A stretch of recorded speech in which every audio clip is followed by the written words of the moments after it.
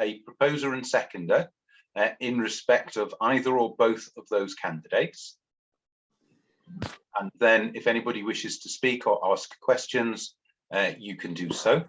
If there is anybody who hasn't nominated themselves and put forward a pen portrait, it's going to be very difficult for your colleagues to vote or to choose between you and the other candidate. So what we would suggest is that if you do wish to stand, that you stand again that you stand next year rather than standing this year. So is there anybody who would like to nominate either of the two candidates? So Councillor Cunningham, I see you've indicated. Thank you, Gareth. I would move the name of Councillor Dylan Rees as chair of this authority for this new administration. In my opinion, he will carry out the role to allow a smooth transition from the last administration to this one. And he is bilingual. He has chaired many large meetings and he has lots of experience. So I formally move the name of Dylan Rees. Thank you. Councillor Smith, Nigel Smith.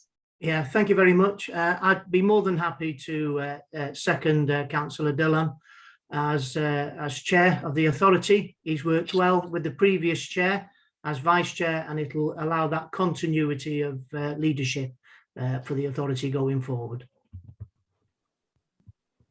Are there any other nominees? Yes, I'd like to, Chair, I'd like to nominate Marion Bateman for the chair of the authority. Thank you, Councillor Davis-Cook.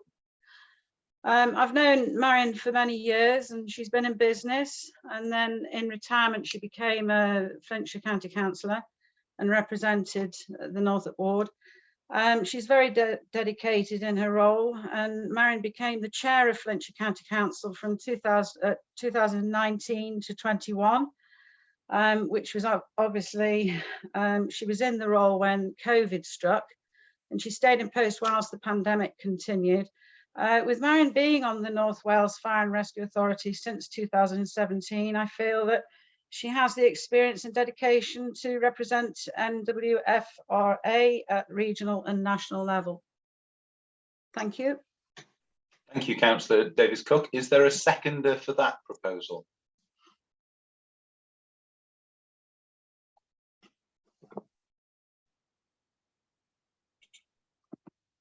We just, by way of explanation, we need a mover and a seconder. Councillor Beverly Parry-Jones, you have your hand up. I'm happy to second Gareth, Councillor Bateman for this position. Deal. Are there any other nominations? Well, as I said, if there are any other nominations, if we can ask you to postpone those to next year. Did anybody wish to speak or ask questions? Councillor Jeff Evans, you had indicated earlier.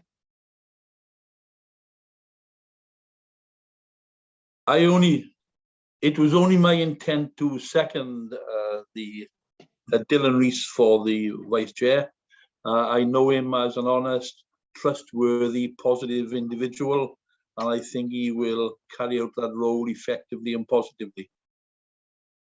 Thank you, Councillor Evans. So, did anybody wish to speak or ask any questions in relation to the two nominations? I'll take that as a no. Alwyn, would you be able to post the poll then, please?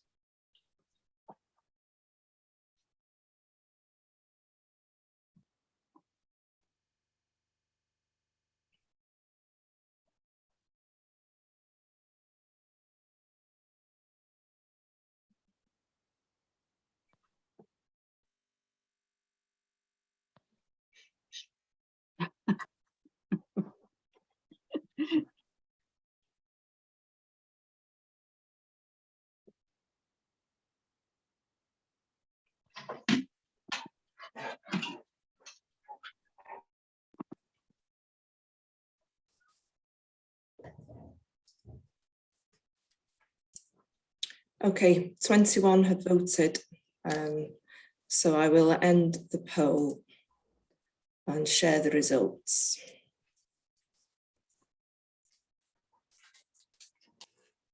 86% in favour of Councillor Dylan Rees, 14% for Councillor Marion Bateman. Therefore, Councillor Dylan Rees, you are elected as chair. Congratulations. And I will hand the meeting to you. Thank you, Gareth. Thank you, everybody, for the support. Thank you for voting for me and not for Sam Town on this occasion. In all seriousness, can I thank Councillor Marion Bateman for putting her name forward. I think it's good for democracy that at the beginning of a new term for the authority that members did have a choice in their voting. So thank you for Councillor Bateman for putting her name forward. And thank you for putting your trust and support in me. It's a privilege to take over as chair of the Fire and Rescue Authority for North Wales.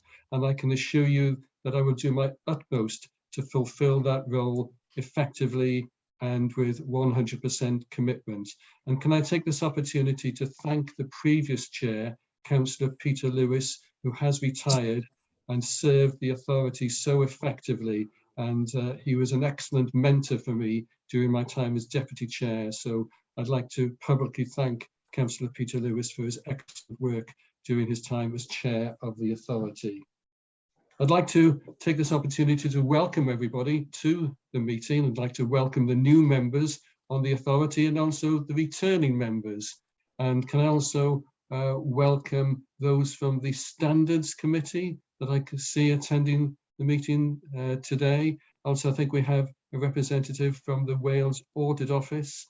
And also, can I welcome our new treasurer to the authority? I think it's his first meeting, Mr. David Edwards. Croeso gyfarfod, David. And obviously, welcome.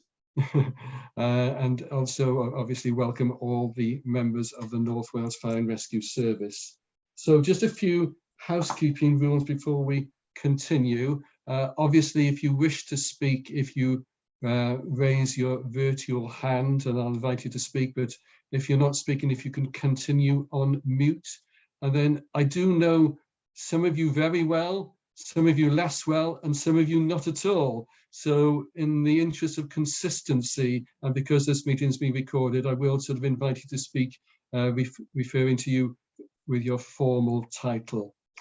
So without any further ado, let's continue with the meeting.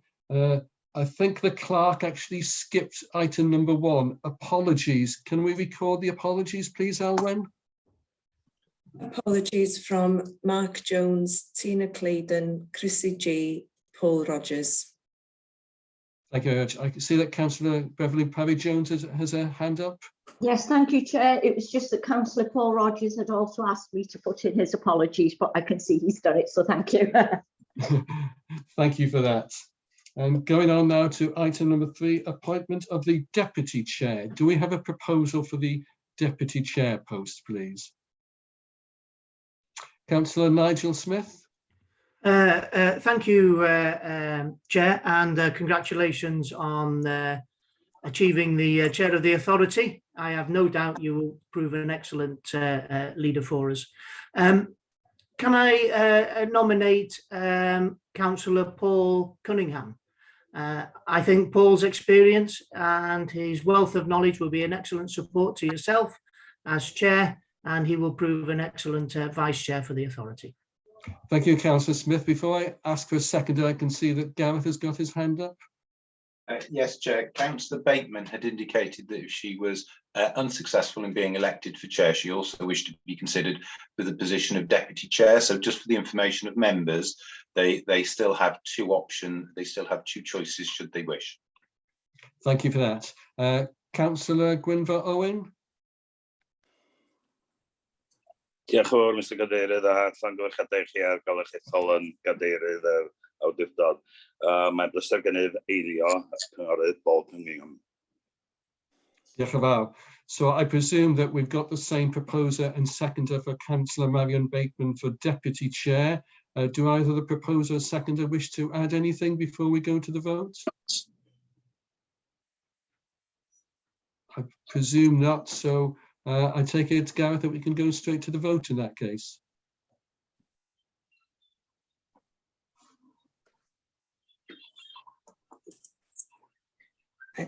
I just need to set up another poll with me, please.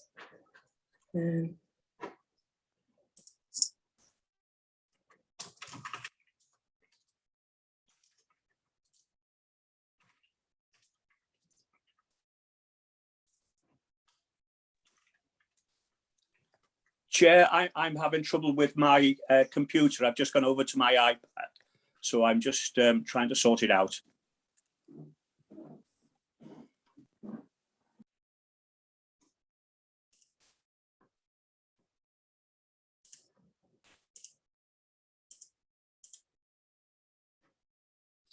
Okay, it's coming up now.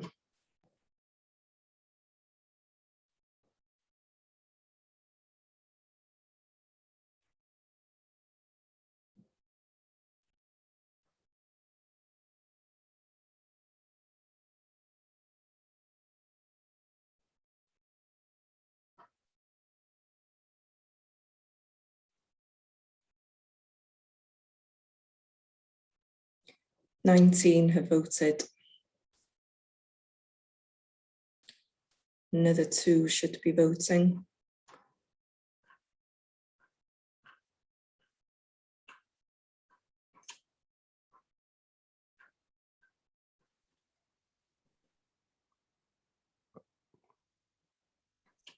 It's still on 19. It's not coming up on my phone, Alwyn. Okay, Louisa is in the call. So from IT, so maybe Louisa can give some tips on how to get it up on the phone. It should just appear, the poll. It did on the first poll. Right. The only thing I could suggest, Alvin, is taking it down and putting it back up. Okay, I'll end the poll and we'll try again. There was one other person that hadn't voted as well. So pre-launch poll. Oh, somebody's dropped out.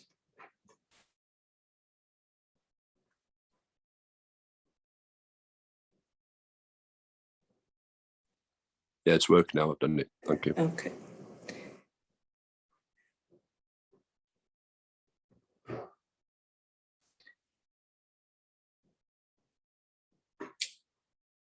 Right, we're on 20 now, so there's 1 to vote, but I heard somebody drop out then, so I don't know if that was a councillor or an officer that dropped out of the call.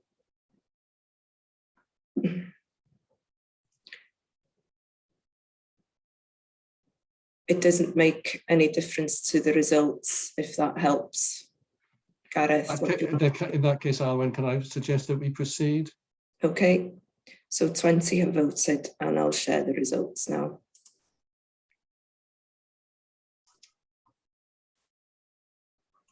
Thank you, Alwyn. So it's clear that Councillor Paul Cunningham has been elected as the Deputy Chair to the Authority.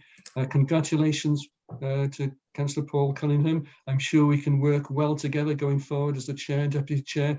Would you like to say a few words? You're on mute at the moment. Thank you, Chair. I was still struggling to look over.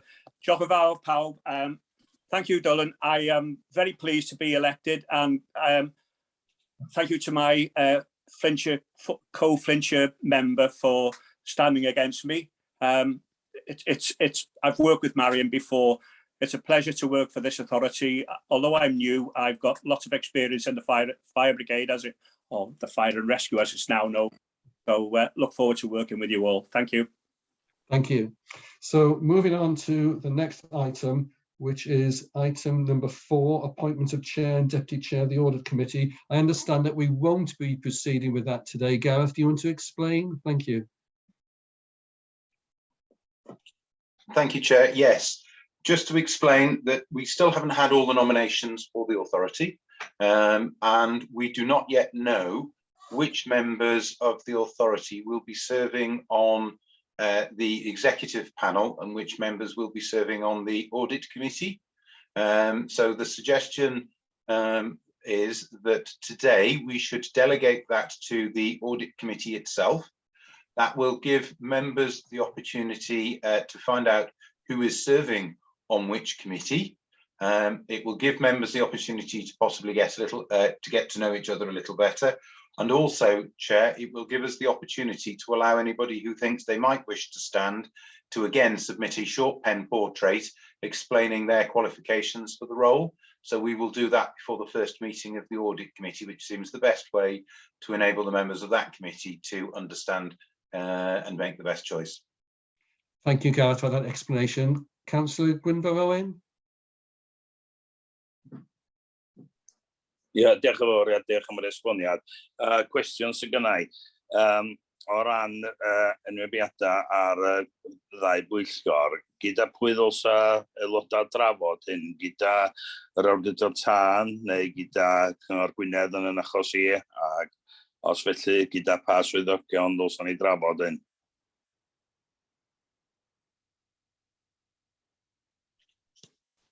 So, Chair, we do ask each constituent council to choose who they wish to serve on the exec panel, and we ask them to nominate 2 names. So between that and the chair and the vice chair, we get then to 14 members, which equates to half of the membership of the authority. The other 14 members will then automatically serve on the audit committee. I don't know how each council does that. Within Flintshire, for example, it's been custom and practice to allow the members themselves to choose. And so that's a conversation that I have agreed to have with Flintshire County Council members during the latter half of this week, now that they know what happened in terms of the election. I could suggest, Councillor Owen, that you have a chat with Vera Jones, who I think is the Democratic Services Manager at Gwynedd County Council, and ask her as to what is the practice and how have Gwynedd chosen their exec and audit panel members in the past. Yeah. Thank you, Gareth. It's clear that it's a responsibility of the local authority to sort this out. Can I take it that unless anybody else has anything to say, that we do accept your recommendation, Gareth, that it seems to make perfect sense that we adjourn this decision until we know who is actually sitting on which committee, and then the audit committee themselves can decide who they want as the chair and deputy chair. So unless anybody objects, we'll move on. Item number 5, notice of urgent matters. I haven't received any notice of urgent matters. Can you confirm that's the case, Gareth? I can confirm that, Chair. Thank you very much. So moving on to item 6, minutes of the annual meeting held last year on the 21st of June. The first thing that we need to do is to approve the minutes. So I need a member that was actually on the authority and was present at that meeting last year to propose, and another member to second that we actually approve the minutes, please. John Hughes. I'd like to propose, Chair. Thank you very much to Councillor Bateman, and I think Councillor John Brynmore Hughes, are you seconding? Yes, Chair, I'll second, and congratulations on your post. Diolch yn fawr. Thank you. So the minutes have been approved. Are there any matters arising from members in relation to the minutes last year? Chair, if I might, you need to take a vote as normal. Recognising the difficulties of elections, local authority law does allow members who were not at a meeting to vote as to the correctness of the minutes. It's simply a statement that they have trust in their officers that the minutes are a fair and accurate record. It's a pragmatic thing, Chair, given that membership can change. Thank you for that, Gareth. So if you do approve the minutes, can you either raise your physical hand or your virtual hand to signify, please? That is unanimous from what I can see. Thank you. So going back to any matters arising, do members have any matters arising from the minutes last year that they wish to raise? Just for information of the new members, paragraph 8.4 says that it was resolved to agree that a working group be established to review the Constitution and report back to the authority with proposed changes. That has been done, and we do have now an amended Constitution, just for your information. I don't see any hands raised, so I think we can proceed to the next item, which is membership of the Fire and Rescue Authority. Back to you, Gareth, please. Diolch. Thank you, Chair. Members can see the names that we have been given from the constituent councils. They will note that as yet we haven't received all of them. We haven't received any names, or at the time of publication we hadn't received any names for Denbighshire. We still are unsure as to the precise membership from Denbighshire County Council, but you'll see there that we have, other than that, we have names from all the other councils split in accordance with the membership, which is drawn largely by population, as specified in the combination order which established the fire authority in the first place. So we have proportionate membership based on population size. Flintshire is the largest authority, Relman 86, Gwynedd and Wrexham 5, Anglesey 3, Conwy 5, and Denbighshire 4. So we might bring that back, Chair, when we have the names from Denbighshire as well. Thank you, Gareth. Do we still proceed with the recommendation that's in the report at this stage? Just to note it at this stage, yes, Chair.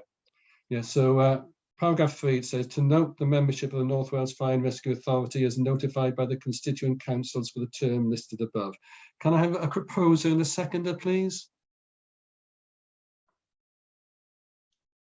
I can see Councillor Nigel Smith proposing and Councillor John Brynmer Hughes seconding. Will you indicate that you support the recommendation, please?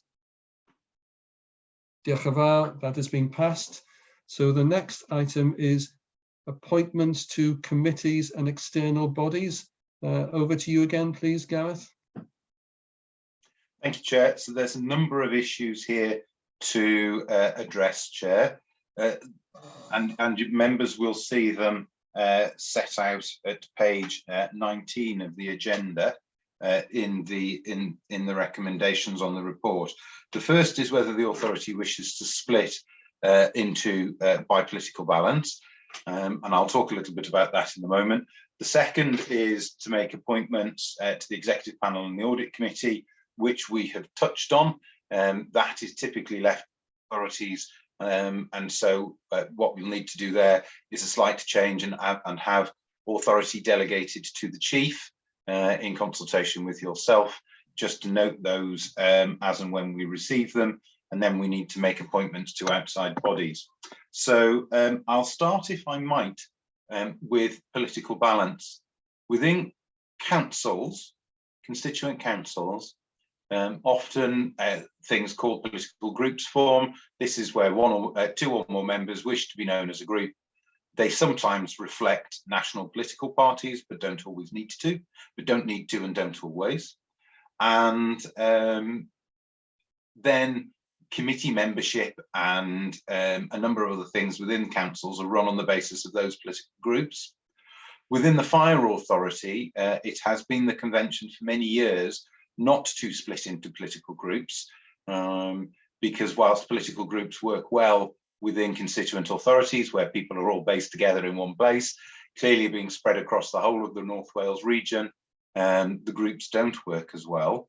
And furthermore, the focus of the fire authority is very much on serving the whole of the North Wales population as a whole, and as it says within the report, it is felt more conducive to work in an apolitical way within the fire authority to achieve those aims.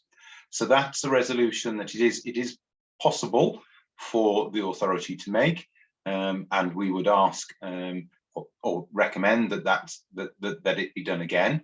It is possible if the membership wished to split on the basis of political groups, and if that were to be the case, then the constituent councils nominate their membership of this authority on the basis of their own political split. And so we should have a certain number of Labour councillors, a certain number of Plaid Cymru councillors, and so on and so forth.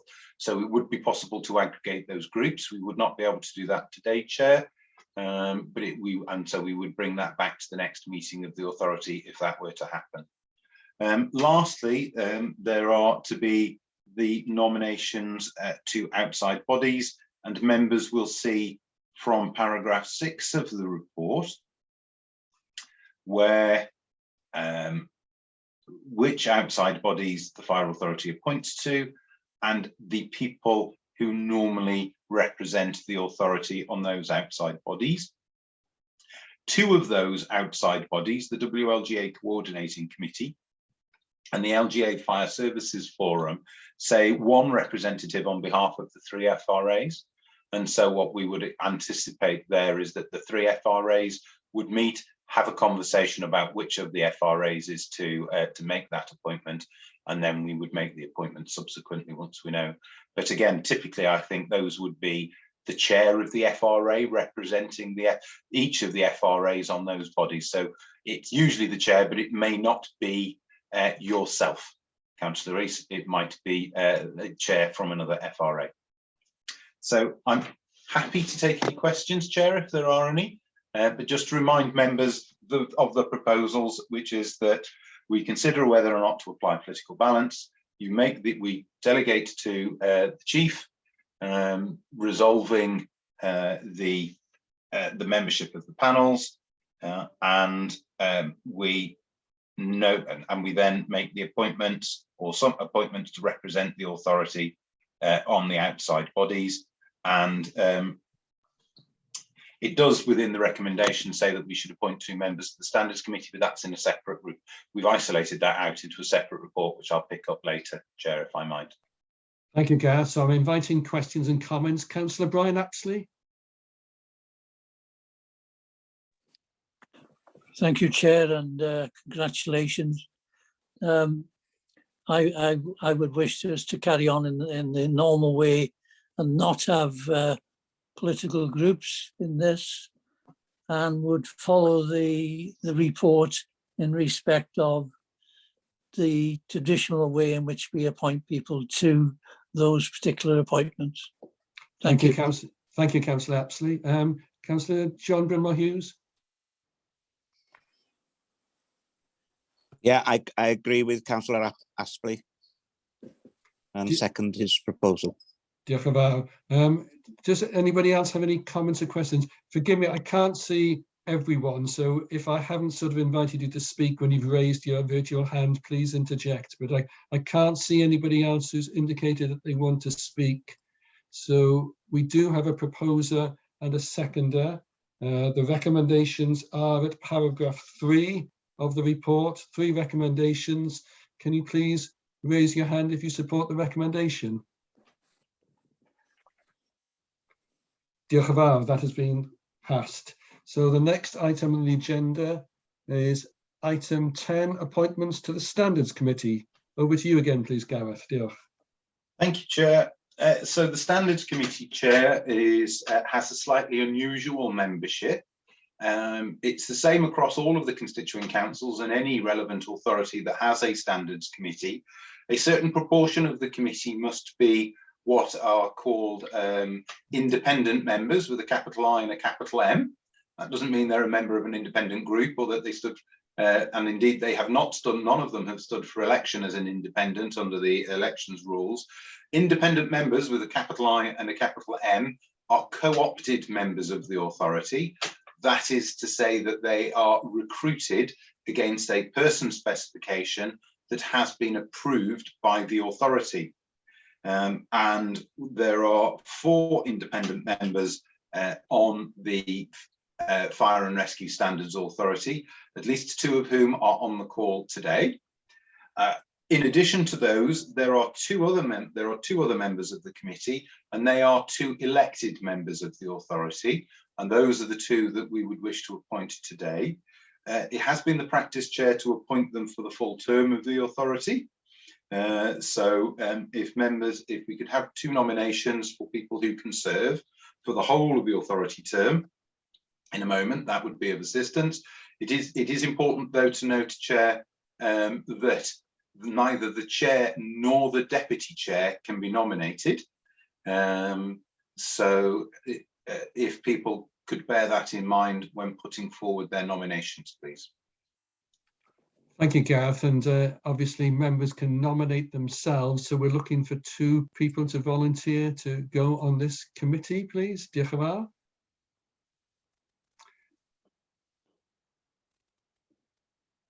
I see Councillor Paul Cunningham, you've got your hand raised, although you can't actually sit on this committee.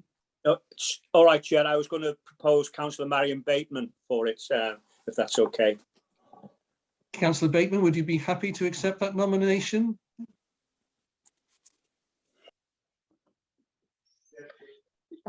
Yes, thank you very much, Paul, for that. Yes, I would be happy to accept. And I forgot to congratulate you, Chair. Thank you very much. A worthy chair, may I say. Thank you very much indeed, Councillor Bateman, and thank you for putting your name forward and agreeing to sit on the committee. Councillor Rob Triggs. Hi, congratulations, Chair. I'd like to second Marion Bateman for this role, please. Thank you very much. So we're still looking for one other person to sit on this committee, please. Chair, if I might suggest that as we have somebody from the eastern end of the region, perhaps we might have somebody further west, and somebody who is bilingual in order to ensure full representation on the committee. Cynghorydd John Brynmer Hughes. You're on mute at the moment. Dwi digon bodlon sefyll i'r pwyllgor yma. Thank you. I see that Councillor Brian Apsley also has his hand up. Yes, Chair. I would second John Brynmer Jones on that committee. Excellent. I don't think anybody else has raised their hands. So can all the members show that we approve those 2 nominations? Diolch yn fawr. Thank you for that. So item 11, appointments to the local pension board. Gareth, diolch. So the pension board, although described is not a committee in the sense that it consists entirely of councillors.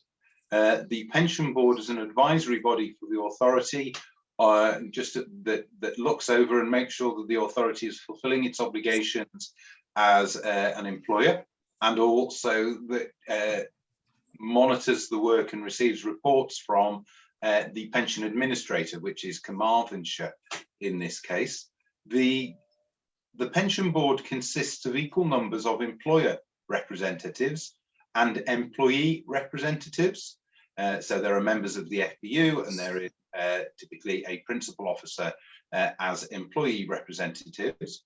In the past, Chair, we have had both the clerk and the treasurer as employer representatives, and I am happy to serve again. And it's up to the new treasurer whether he wishes to do so as well. And then that would mean that we would need a slightly smaller number of councillors, but we're happy to serve alongside councillors in order to make up those numbers, Chair. Gareth, I may be wrong, but can I just confirm that do we still actually need 4 representatives from the members? I thought it was less. It's 4. Well, we need 4 members, 4 employer representatives. If 2 of those are officers, you would need 2 councillors. Yes, yeah, that's what I was trying to get my head around. So we only actually then, providing the clerk and the treasurer agree, we only need to nominate 2 members from ourselves then. Yes, Chair. Okay, I can see that our new treasurer, Mr. David Edwards, has got his hand up. I take it, David, that you are willing to sit on this committee? Yeah, diolch cadeirydd, just cadarnhau hynny. Diolch yn fawr iawn I chi. So members, we need 2 representatives. I know that Councillor Brian Apsley has done excellent service on this committee in the past. Could I be so bold as to ask him if he'd be prepared to sit on it again? Yes, thank you very much. Excellent. So that we have 1 nominee. Do we have another, please?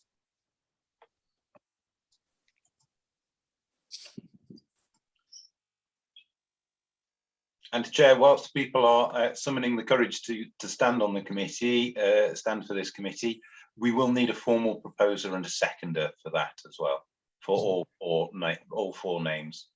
Okay. Cynghorwyr John Brynman Hughes? Yeah, I've sat on this for the last 5 years, so if nobody else wants to do it, I'll put my name forward. Diolch yn fawr. So we have Councillor Brian Apsley, we have Councillor John Brynman Hughes, we have the clerk, and we have the treasurer, all prepared to sit on this committee. Can I have a proposer and a seconder, please? I'll be happy to propose those candidates, Chair. Thank you, Councillor Smith. Ken Taylor, Councillor Ken Taylor. Dwi'n hapus i eilio yr enwebiadau, diolch. Diolch yn fawr, Councillor Taylor. Will you all show that you agree? If you raise your hands, please. Excellent. That has been passed. Diolch yn fawr. Item 12, the meeting dates for the next 12 months. Gareth? Chair, very little to add to the written report. The meeting dates are there, they're published. Perhaps, Chair, in agreement with with yourself, if those need to be amended, we will amend them during the course of the year. Excellent. I don't think we need to propose in a second. Can you just raise your hands if you agree with the meeting dates, please? Diolch yn fawr. Thank you for that. And item 13, the members' remuneration scheme. I'll say a little about this, if I might, Chair, as much for the benefit of people who might be watching on the broadcast as anything else. Members, whether they are councillors on the Constituent Council or members of the Fire Authority and Rescue Authority, as in your case, do not set their own levels of remuneration. Those are set by an independent body called the Independent Remuneration Panel for Wales. It is tasked with making sure that councillors receive a fair comparative rate for the role that they undertake, and it produces a consultation version of its proposed findings towards the end of each calendar year. So in November, December time, it will produce a consultative document setting out the rates for the forthcoming year.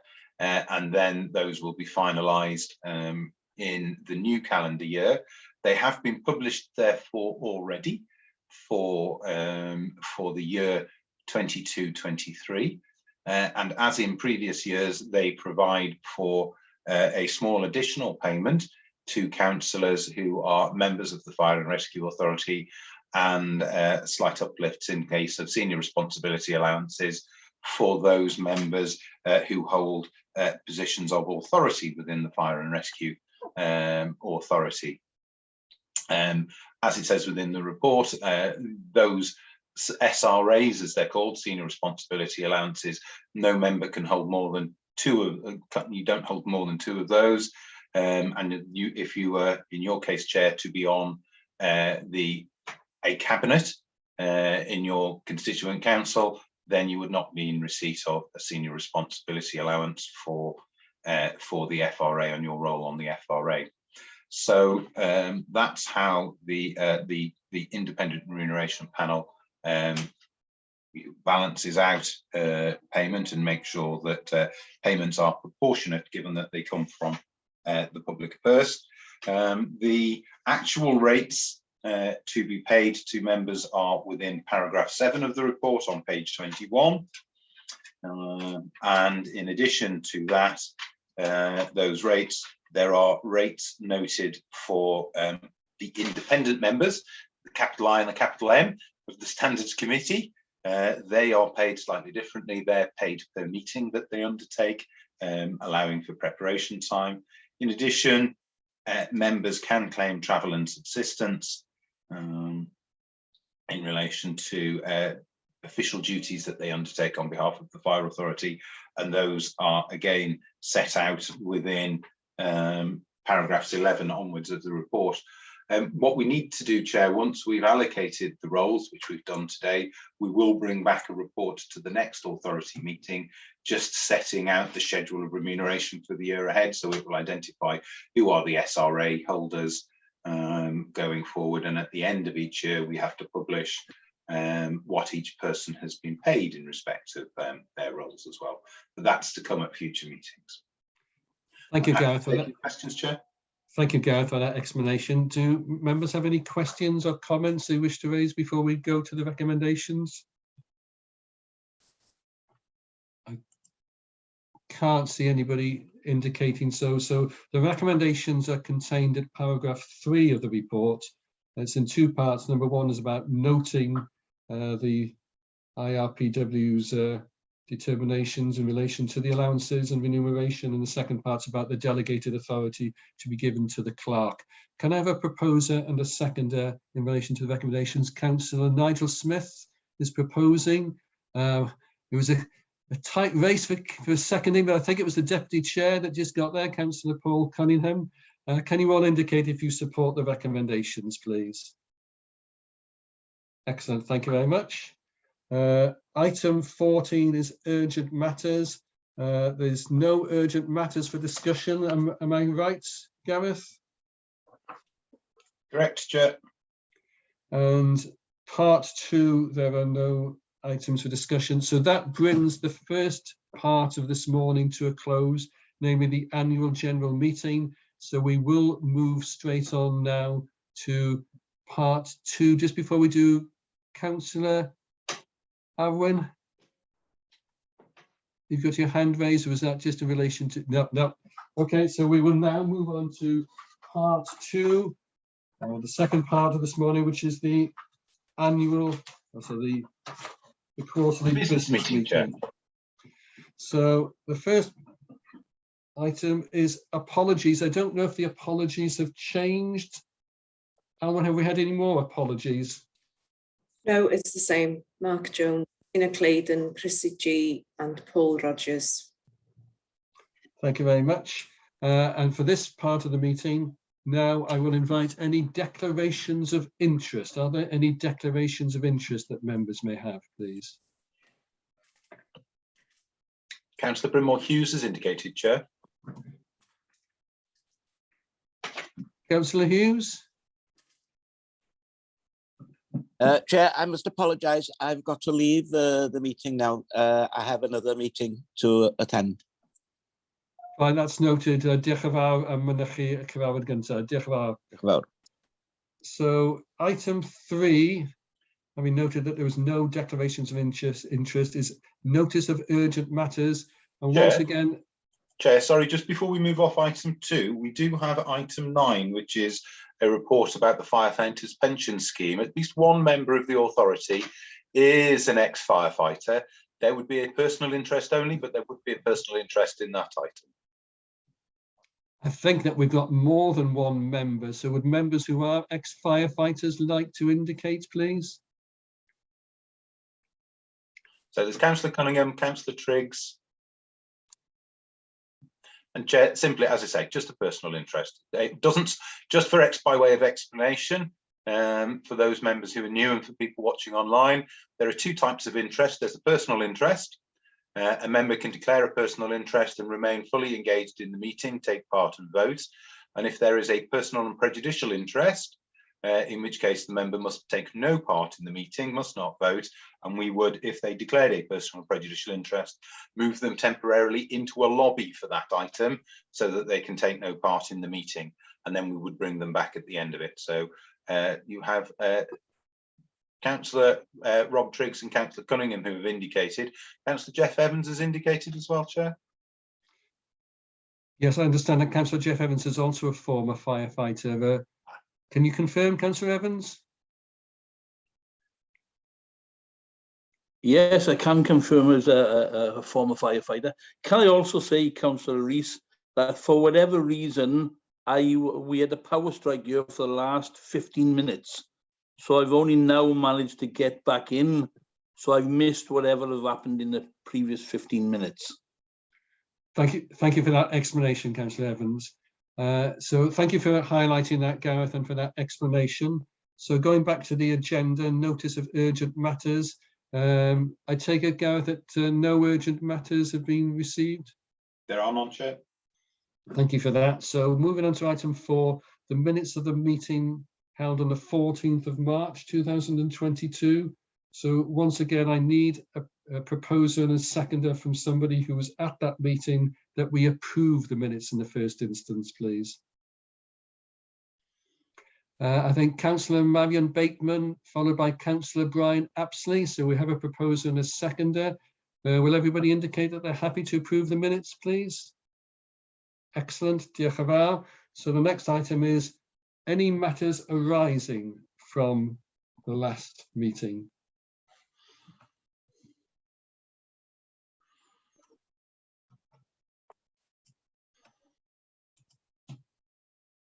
I can't see any members indicating.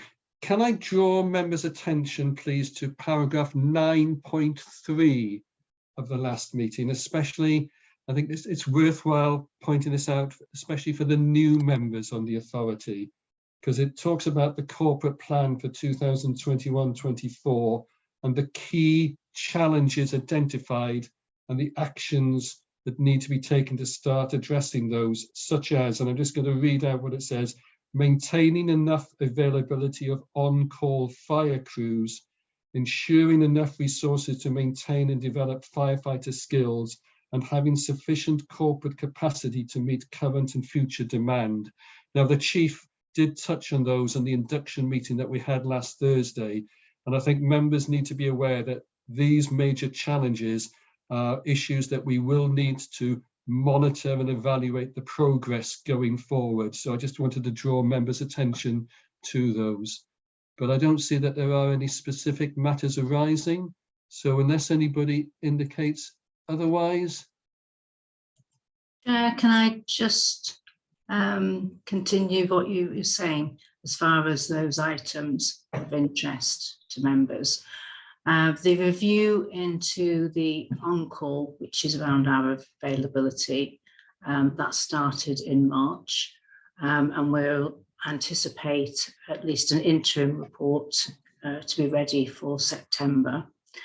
And the review into the training requirements started in April, and we would look to bring something back at a similar time so that members understand the progress that we've made in those areas. And we'll report on the corporate capacity, which a number of those posts we are already filling and been able to make progress with them. So thank you for pointing that out. Excellent, thank you, Chief.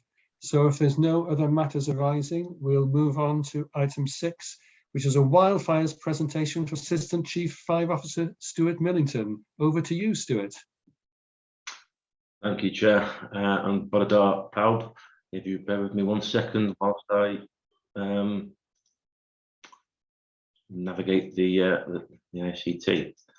Can you just confirm that you can see the slides?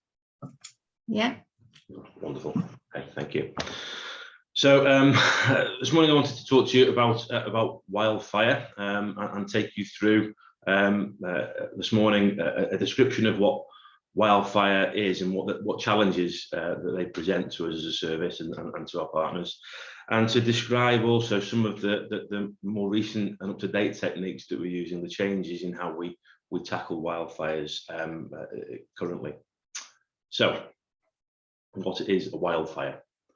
A wildfire, in terms of a dictionary definition, describes it as a large destructive fire that spreads quickly over woodland or brush. North Wales, we have significantly large areas of open spaces and woodland covered with bracken, heather, grass and so on, owned by either private landowners or by Natural Resources Wales. Significant proportion of these open spaces are owned by Natural Resources Wales.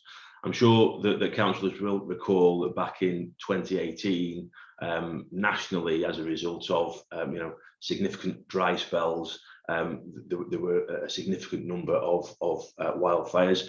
Here in North Wales, we did have a significant wildfire as well during that year, and challenged crews for many weeks and months. And this picture that you see on screen is from that incident in Llantysilio.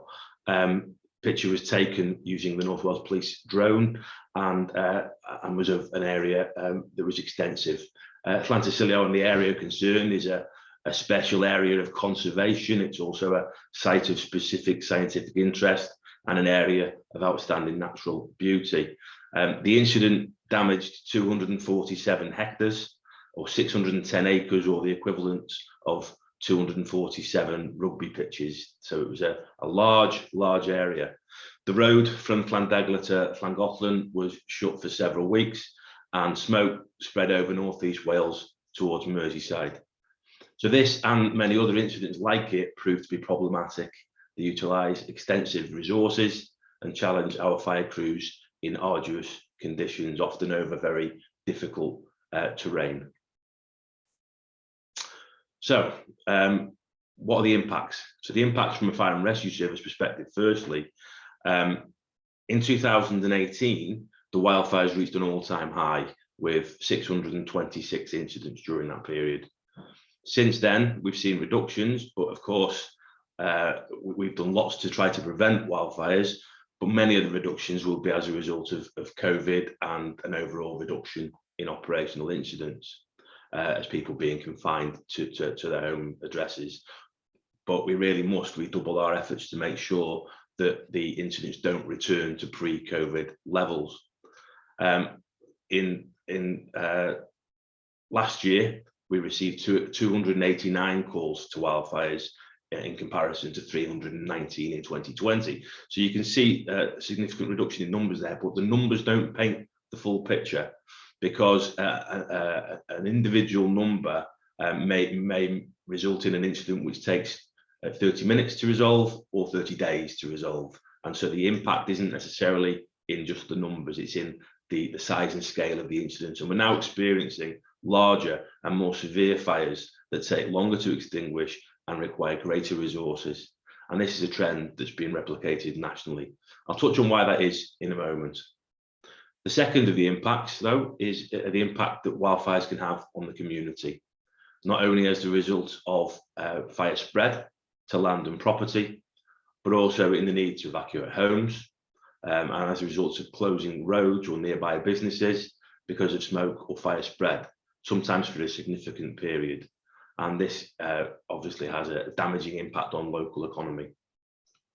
Clearly, from a third risk in relation to the environment, and this isn't only as a result of the carbon emitted from large smoke plumes that travel excessive distances, but it's also in relation to the damaging of habitat, nesting sites for many different birds, rare birds or small mammals. Finally, then from a partner agency perspective, we don't resolve these incidents alone. And as a result, there are impacts on the time and resources of a number of partners, including police, Natural Resources Wales, water companies, and local authorities, to name a few. So how do these fires start? Picture in the top left there shows a child with matches, and often children do get the blame. And it may be the case that children do start some of these fires, but that's not what I would consider to be the main cause in North Wales anyway. That's not necessarily replicated in other parts of Wales, but children would have to travel extensive distances on foot to set fires in some very remote locations. And so I think that's relatively low level in terms of the number of people who set fires.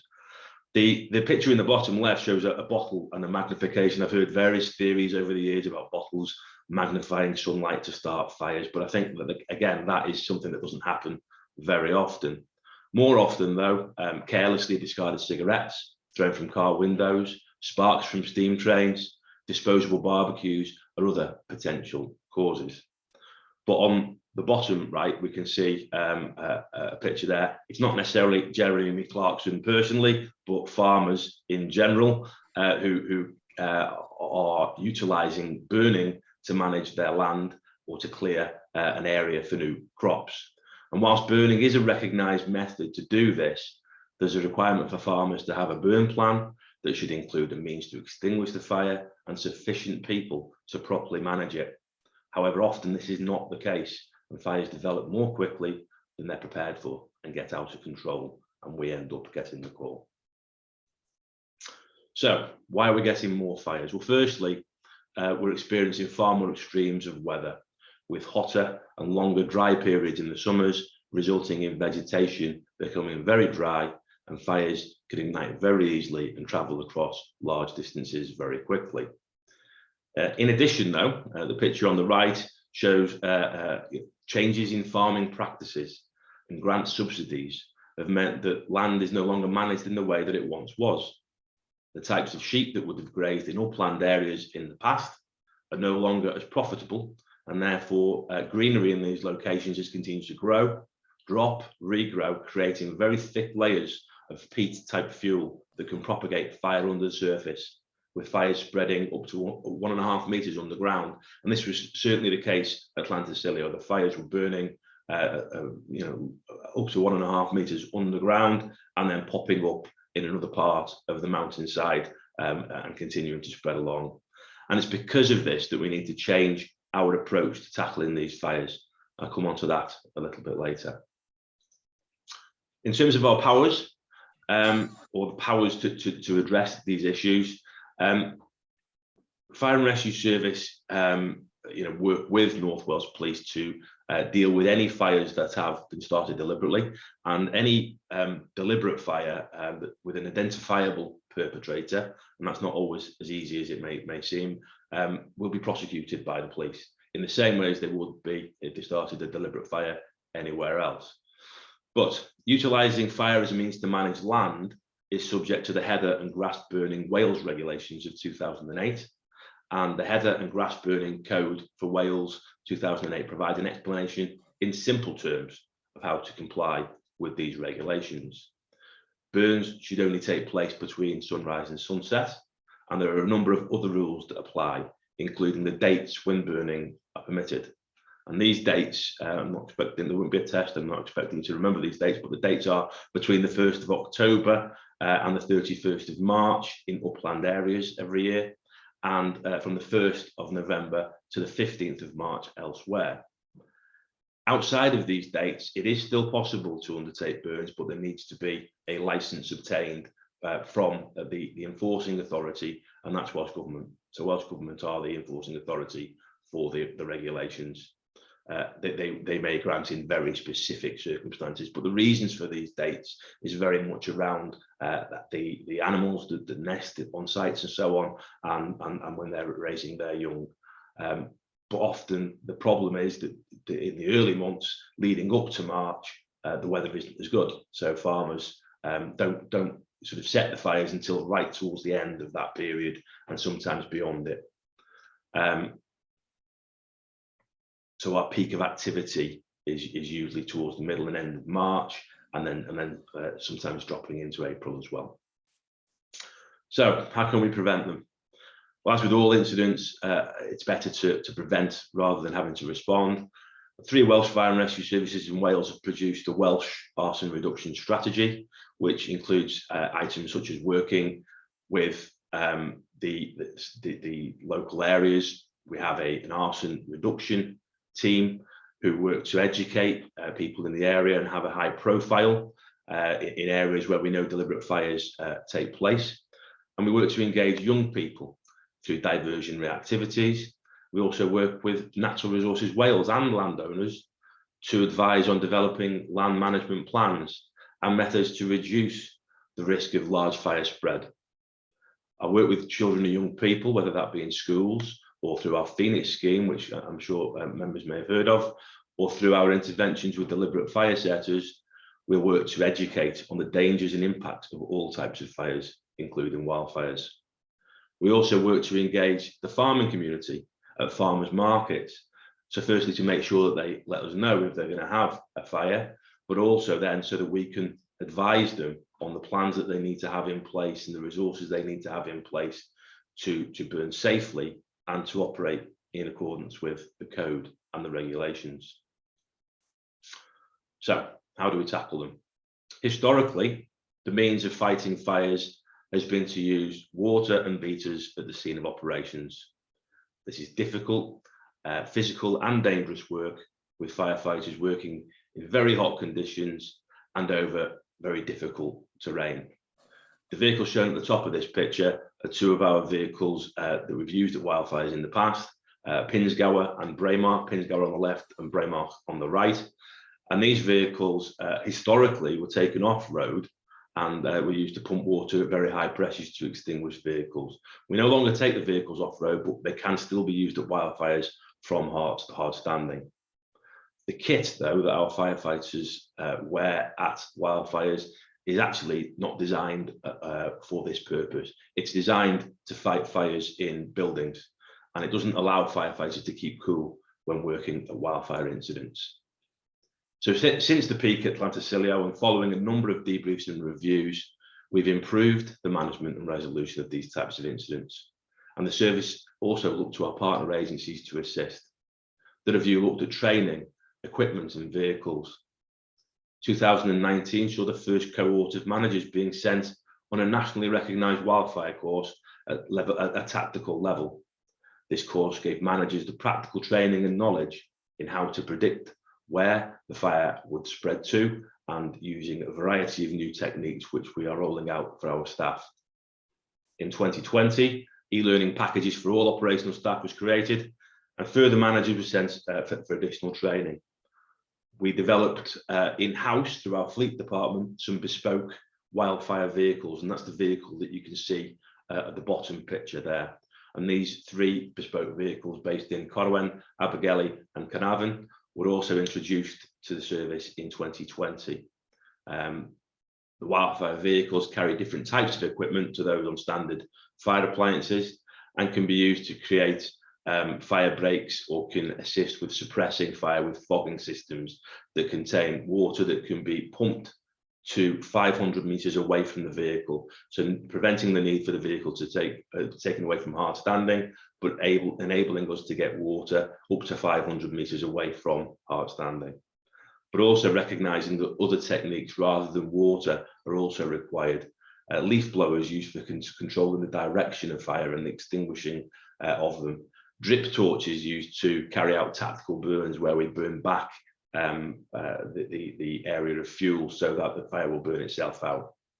And since 2020, designated wildfire officers have been attending wildfire incidents to provide tactical advice to our incident commanders. Fire behaviour during wildfire is very dynamic. Fire activity is influenced by many factors: time of day, wind direction, strength, and the slope of the area and terrain are all factors which can have a detrimental effect on fire spread and can change very quickly. Wind direction changes, things like that can have a significant effect on fires. So, wildfires in the future then. There's currently further reviews underway, which will be completed shortly, and that's seeking to further professionalise our response to wildfires. These reviews consider everything from welfare facilities for staff at large incidents through to the most up-to-date techniques, skills and equipment required to tackle wildfires. Some of these techniques can be seen in these pictures. So the picture on the top left is showing somebody with a drip torch, which is basically a device which sets fire to fuel, which then burns back and prevents a fire from developing beyond a certain point because we've taken the fuel away. And it seems counterintuitive for firefighters to be starting fires, but this is the techniques that are utilised to prevent fires getting out of control by removing the fuel. Picture on the top right is one of those leaf blowers in operation.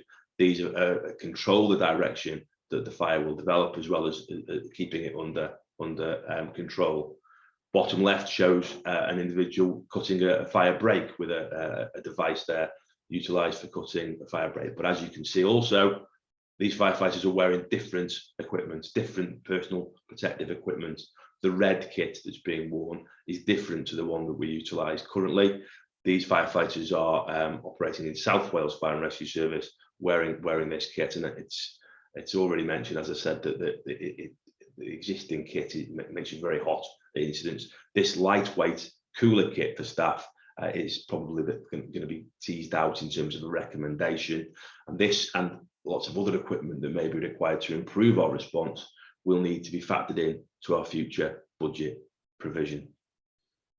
As already mentioned, practical training for wildfire crews was introduced in North Wales Fire and Rescue Service from 2020 and is still developing. To assist with the training, the service has worked with Denbighshire wardens to identify and use suitable locations to provide opportunities for wildfire crews to practice these newer techniques, including burn backs and creating fire breaks. Benefits of this joint working with partners from the Denbighshire Wardens has enhanced the crew's knowledge of wildfire behaviour, as well as the Wardens' knowledge to increase their own understanding of our capabilities. So future collaboration will see North Wales Fire and Rescue Service tactical wildfire managers working more closely with things like helicopters. And if this plays, yes, it's playing now. The techniques of utilising helicopters is one that we've embarked on recently. Helicopters can drop large quantities of water from the sky. Helicopter that we utilise is provided by a company called Airborne Solutions, and is funded by Natural Resources Wales, with a condition that it's used on land that's owned by Natural Resources Wales or land adjacent to it that could spread to their land. Helicopter is an all Wales resource and is based at South Wales Fire and Rescue Service headquarters during the peak burn season. When requested, as long as it's not already in use by one of the other services, the helicopter will fly to North Wales, agree a suitable location to pick up water, and then commence firefighting operations. It can only operate during daylight hours and has a number of locations in the north that it can refuel and lay down overnight. The helicopter is a highly effective tool and is another tool in the toolbox actually for incident commanders to consider. And we've used this helicopter at a number of incidents already. It assisted in a far quicker resolution of the incident than would have been the case previously, when you consider the number of firefighters that would have historically been tied up at wildfire incidents for days or even weeks. The use of the helicopter can actually negate all of this. And even though the cost of the helicopter is relatively expensive at £1,350 per hour, it can be cost neutral as a result of the fact that it deals with things so very quickly. And the last slide just shows, for interest, a helicopter filling at one of our sites in North Wales. Which is quite interesting if you've not seen this before.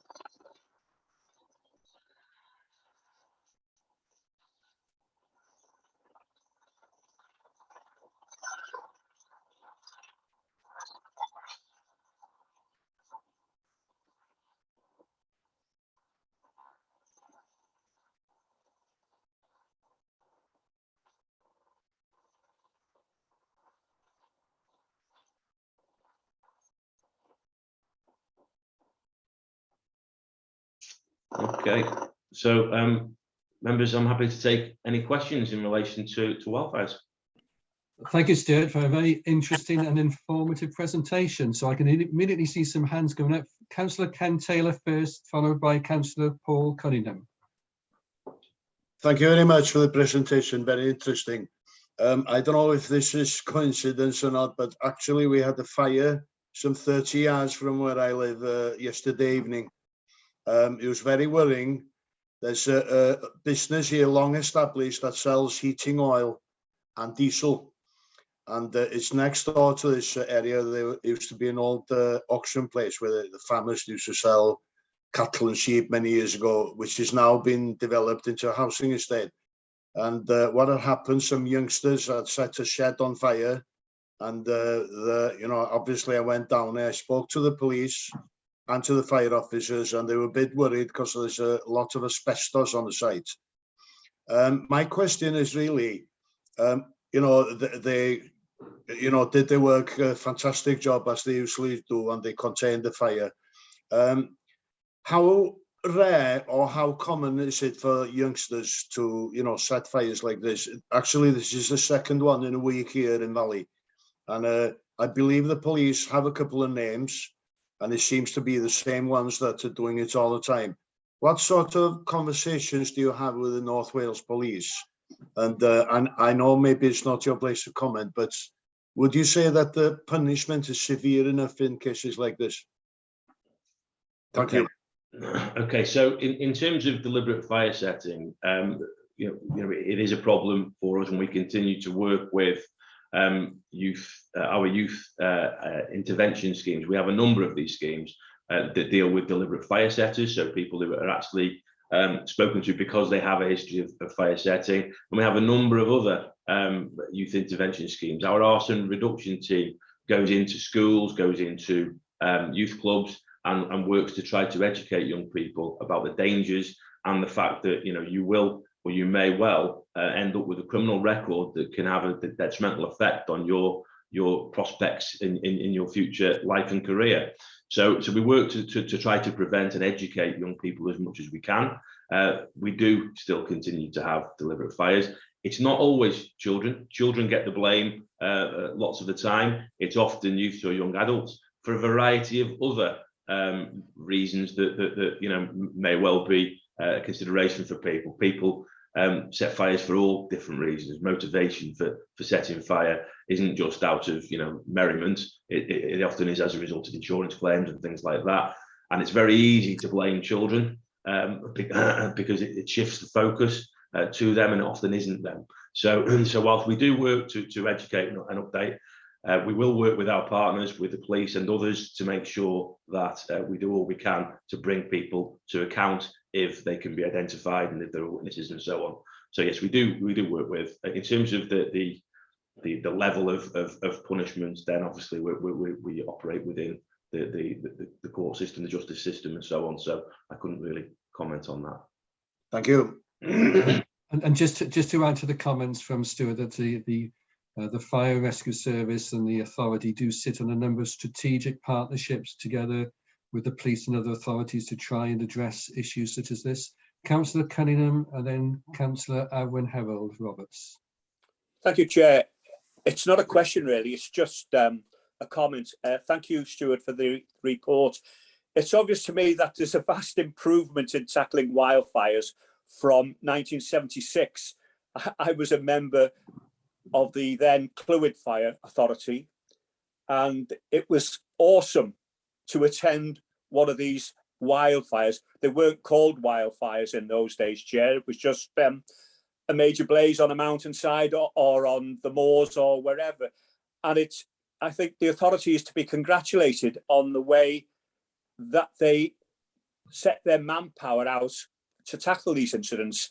It takes large numbers of men, and as Stuart said, they can be there for a long time. So it's marvellous to see the progress that's been made with the authority to tackle these sorts of fires and to try and keep the manpower down.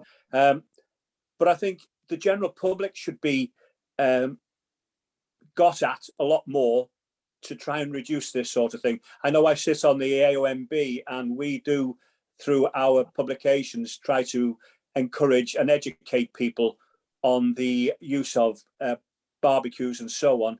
But I think the authority should be congratulated with the kit that they've got, the appliances they've got. And I think we should really be looking at providing our firefighters with proper and adequate firefighting kit, their personal kit, to deal with these incidents. Thank you, Chair. Thank you. Councillor Arwyn Roberts. Diolch yn fawr iawn, Gadeirydd.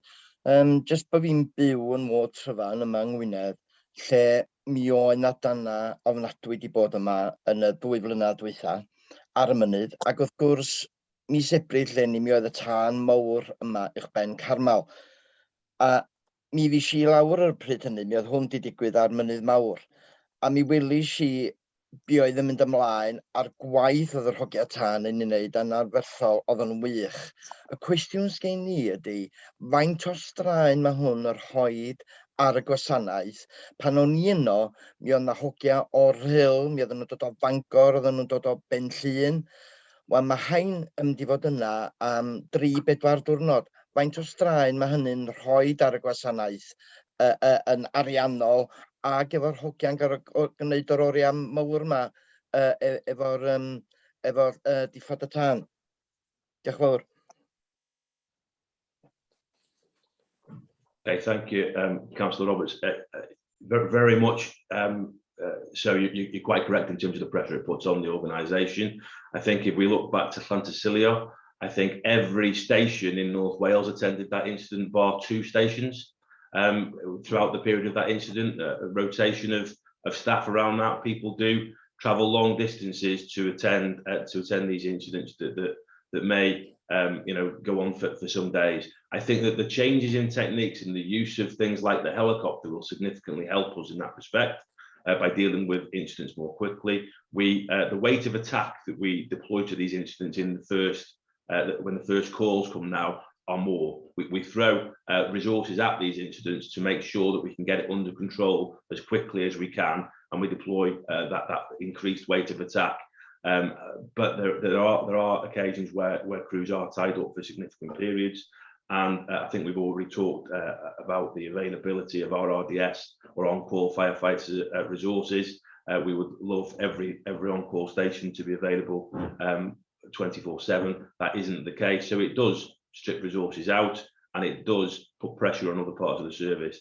Our control room dynamically move those resources around to make sure that we're available to turn out to incidents across North Wales or other incidents to make sure that our communities remain safe. And they do that dynamically based upon the level of incidents that are going on at the time. But yeah, it is a finite resource, and it does get put under extensive pressure for sure.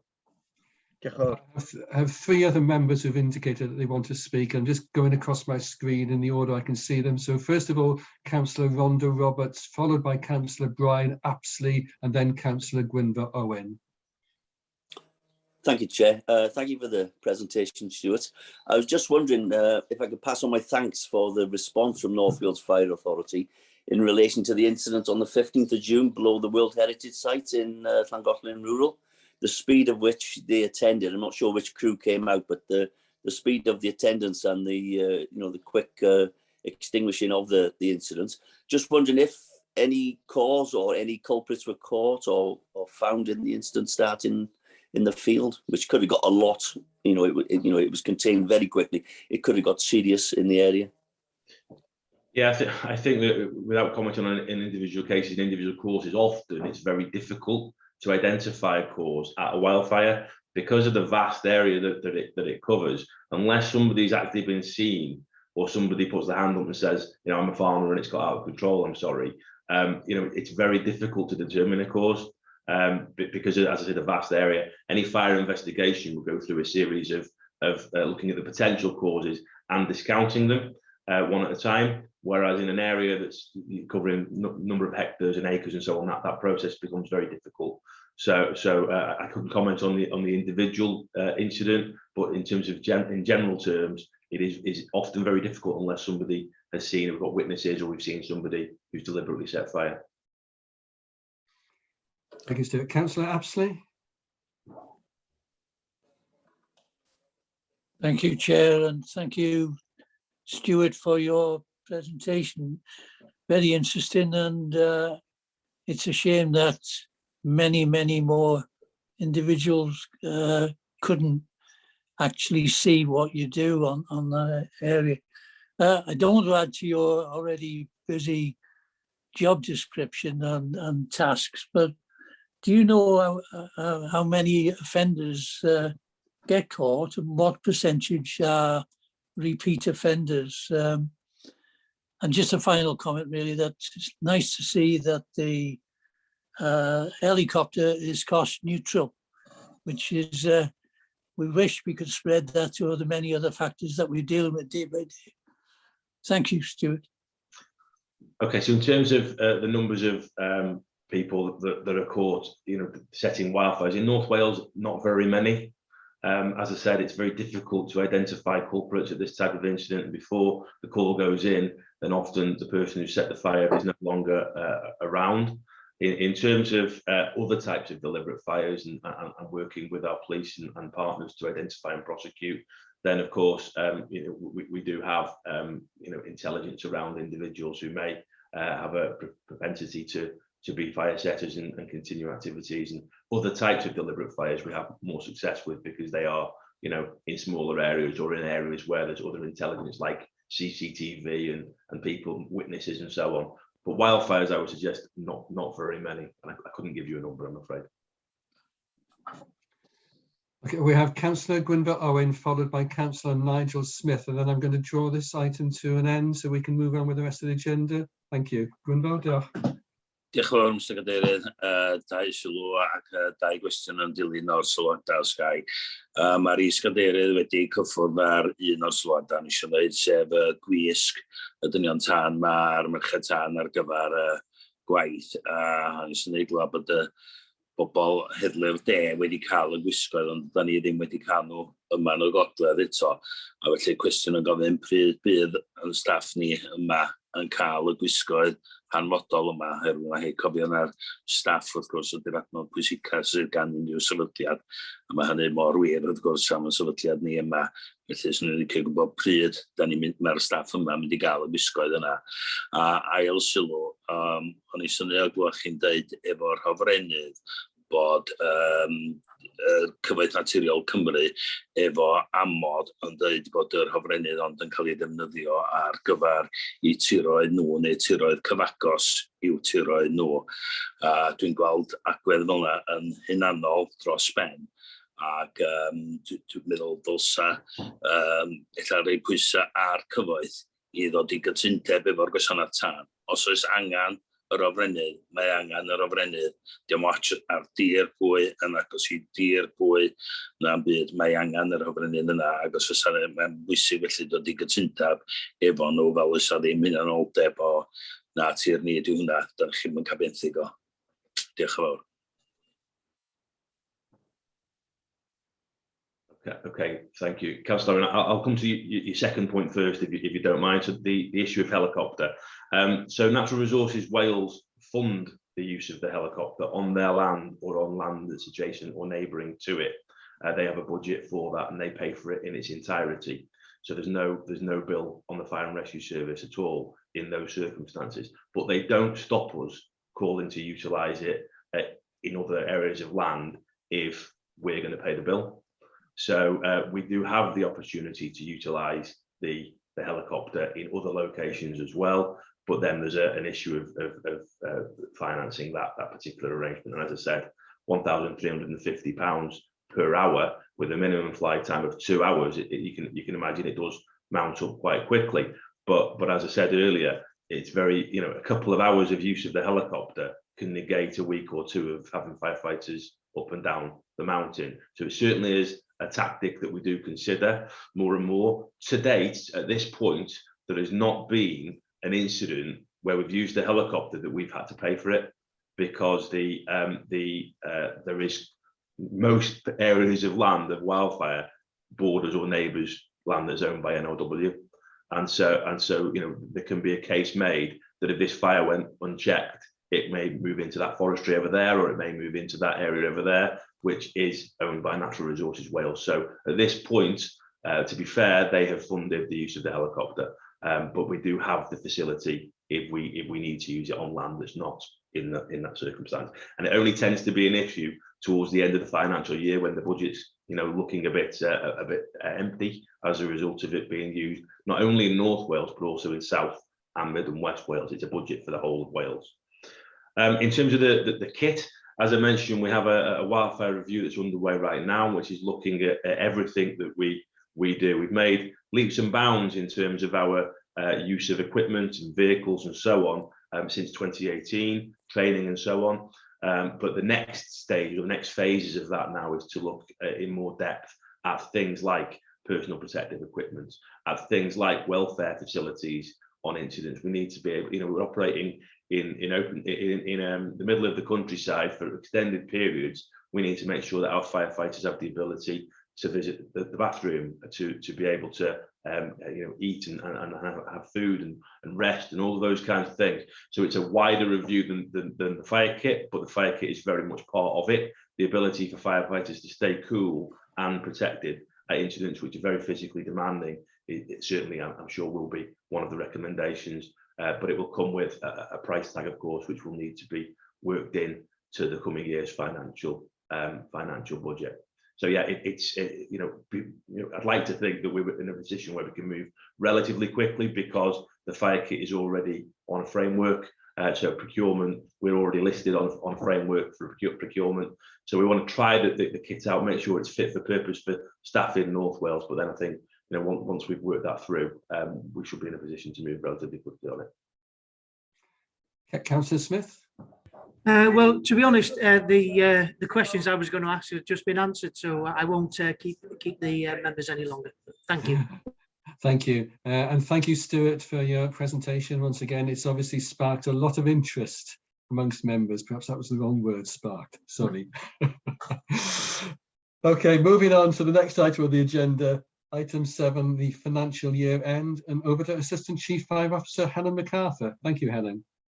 Thank you, Chair. I'm going to ask the new Treasurer, Mr. David Edwards, to say a few words before I introduce the details. So I don't know if, David, if you're happy to say a few words. Diolch Helen. Ie. Bore da bawb, yn gyntaf, swn i'n licio llongyfarch y cynghorydd Dylan Rhys ar ei ethol yn gadeirydd, a'r cynghorydd Paul Cunningham fel is-gadeirydd, ac hefyd llongyfarch pob aelod ar gael ei ethol nôl i'w cyngor nhw, neu ethol am y tro cyntaf i'w cyngor nhw, ac am gael eich dethol i fynd ar yr awdurdod tân. Gai jyst am eiliad gyflwyno'n hun ella fel swyddog newydd. David Edwards, o'n i'n drysorydd ar Cyngor Gwynedd hyd at Rhagfyr 21, ac dwi wedi bod round y bloc, dwi'n cofio cwrdd â cynghorydd Jeff Evans yn Ucheltre ôl yn yr 80au pan o'n i'n brif archwiliwr yn Ynys Môn, ac dwi wedi cwrdd â nifer o aelodau ar sawl corff arall. Dwi wedi bod yn swyddog statudol cyllid ar gydbwyllgorau rhanbarthol fel gwe a'r bwrdd uchelgais, economaidd ac yn y blaen. A dwi'n edrych ymlaen i weithio efo chi ar yr awdurdod tân ag achub am y 5 mlynedd nesaf.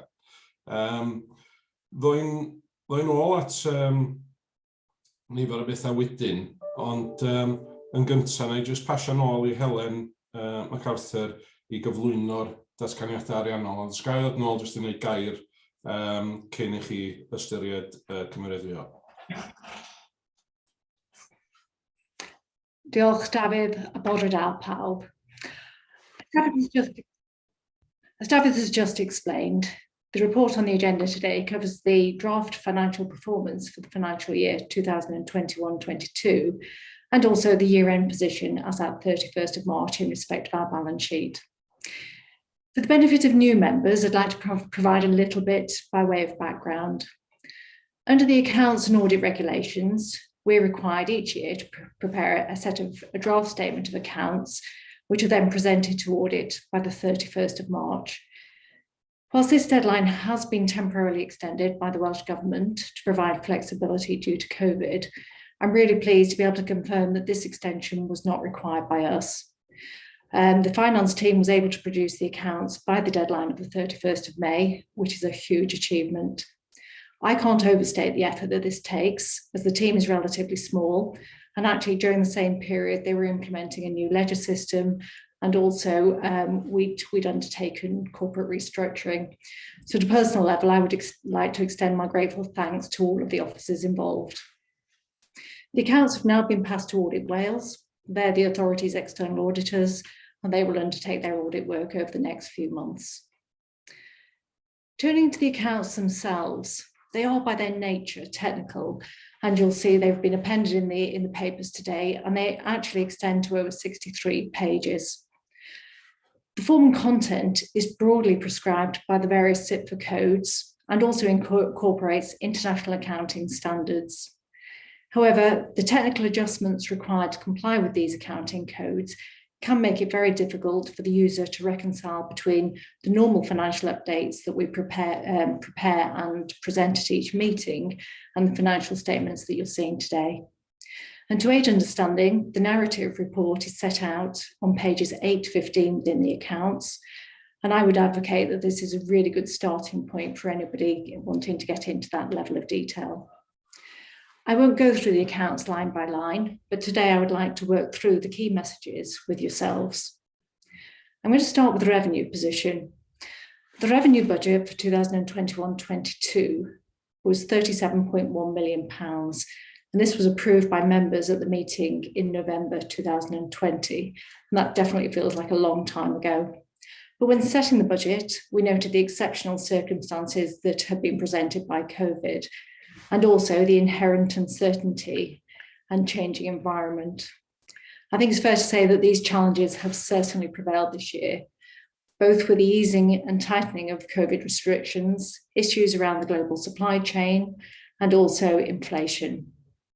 Although we are slowly returning to our new normal, there have been knock-on effects on both our activities, our staff, and also consequently our finances. In overall terms, we've achieved a balanced outturn position. And due to some delays and uncertainty, this includes a transfer to earmarked reserves in the order of 2.4 million. The earmarked reserves will allow us that financial flexibility that we need, and that enables us to implement both the new structure that was approved by members in January 2022, but also undertake those critical reviews into the issues identified by the Chief Fire Officer. And these include the RDS review, which is looking at the availability of our retained crews, the training review, and also the work around the wildfires that you've heard from ACFO Millington today. As a public sector body, our major cost base relates to our staff, and this accounts for over 70% of our expenditure. And therefore, the careful management of staff and training costs is absolutely critical to our financial stability. At the start of the financial year, we were able to recommence our training and recruitment, and of particular note this year was our success in progressing 2 cohorts of firefighter apprentices, a total of 18. Due to capacity issues, it was not possible to undertake an exercise to recruit into the whole-time duty system, although members will be pleased to note that this is now progressing and appointments are anticipated by September of this year. Recruitment into the retained system is an ongoing challenge, and although we've made provision within the budget to appoint a further 40 members of staff during 2021-22, this unfortunately was not achieved. We were successful in bringing new members of staff in, but these were counteracted by an equal number of leavers. So once again, this remains a key challenge for us. We've also experienced higher than normal retirements and leavers, both within our operational firefighters and also in respect of other roles. That's presented both opportunities during the restructure, but has also presented challenges in terms of our corporate capacity. The reasons for staff leaving are multifactorial. It include changes to the firefighter pension regulations, normal retirements, but also staff seeking post-COVID changes. And I'm sure you'll be aware that this is absolutely consistent across the public sector. As with everything, it appears that normal rules no longer apply. And across the sector, we're now working really, really hard to recruit. But this landscape has been changing and it's actually becoming highly competitive. As a consequence of this, we've carried a number of vacancies throughout the year. That includes operational firefighters on both the retained and the whole-time duty systems, positions at the principal officer level, and also throughout the organisation in corporate services. These posts range from vehicle technicians, procurement lead, health and safety lead, through to HR specialists. So it's a very challenging market at the present time. These posts, though, all remain critical to our corporate capacity, and that's especially the case following the restructure and as a consequence of the reviews that we're undertaking. There are 3 main areas of focus. The retained recruitment. The new structure will support and enable more local approaches, and coupled with increased capacity within the training department, we're planning for increased numbers during 2022-23. So we're very much hopeful that the underspend that we've experienced during the last financial year won't be replicated. Similarly, within corporate services, we're progressing with the recruitment and selection processes across all of the departments. We're working proactively to build flexibility. We're looking at hybrid working, flexible hours. However, that caution is that the employment market is very unpredictable, and it's a budget that we're very, very carefully monitoring. Within whole-time firefighters, the recruitment process is now ongoing. We've held positive action days for underrepresented groups, and these have been extremely well attended. So in overall terms, for 2021, we did experience an underspend against our pay budget, but significant action has been taken to recruit during 2022-23. These payroll underspends have been partially utilised to address pressures within the non-paid budgets. In particular, we've had to take action to address the backlog of repairs and maintenance across the estate. These commenced during the year and included a range of environmental measures, including low carbon lighting, the insulation of roofs and replacement of windows and doors. So everything geared to reducing our carbon footprint. In addition to that, the costs around our buildings was also offset by one-off income relating to national non-domestic rate refunds. We submitted a challenge to one of the valuations and that was successful. But more generally, this is a really difficult area of activity, both to delays arising from our contractor capacity, but also those inflationary pressures within the supply chain. And there'll be pressures that you'll all be familiar with, both in your local authorities, but also more widely in your personal lives. The gas and electricity costs were relatively stable during 2021-22, and this is due to the fixed tariff that we have. However, the contract is due to be renewed during 2022-23, and it's an area that we're going to have to carefully manage. The use of IT has also increased both this year and last year, and we have achieved significant connectivity benefits by moving to M365. That enables our staff to work remotely and also to participate in meetings in the way that we're doing today. All of our staff now have email addresses, which again aids our communication. Significant efforts have also been made in respect of our cyber resilience, and that work is ongoing. Coupled with costs associated with the update of our control room systems, this has been an area that we've had to carefully manage throughout the year.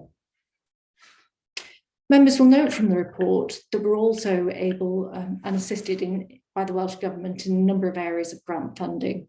So grant funding this year amounted to 2.5 million. The main elements relate to support for the firefighter pension contributions, the FireLink grant, which relates to our emergency service network, upgrades to our control room ICT infrastructure.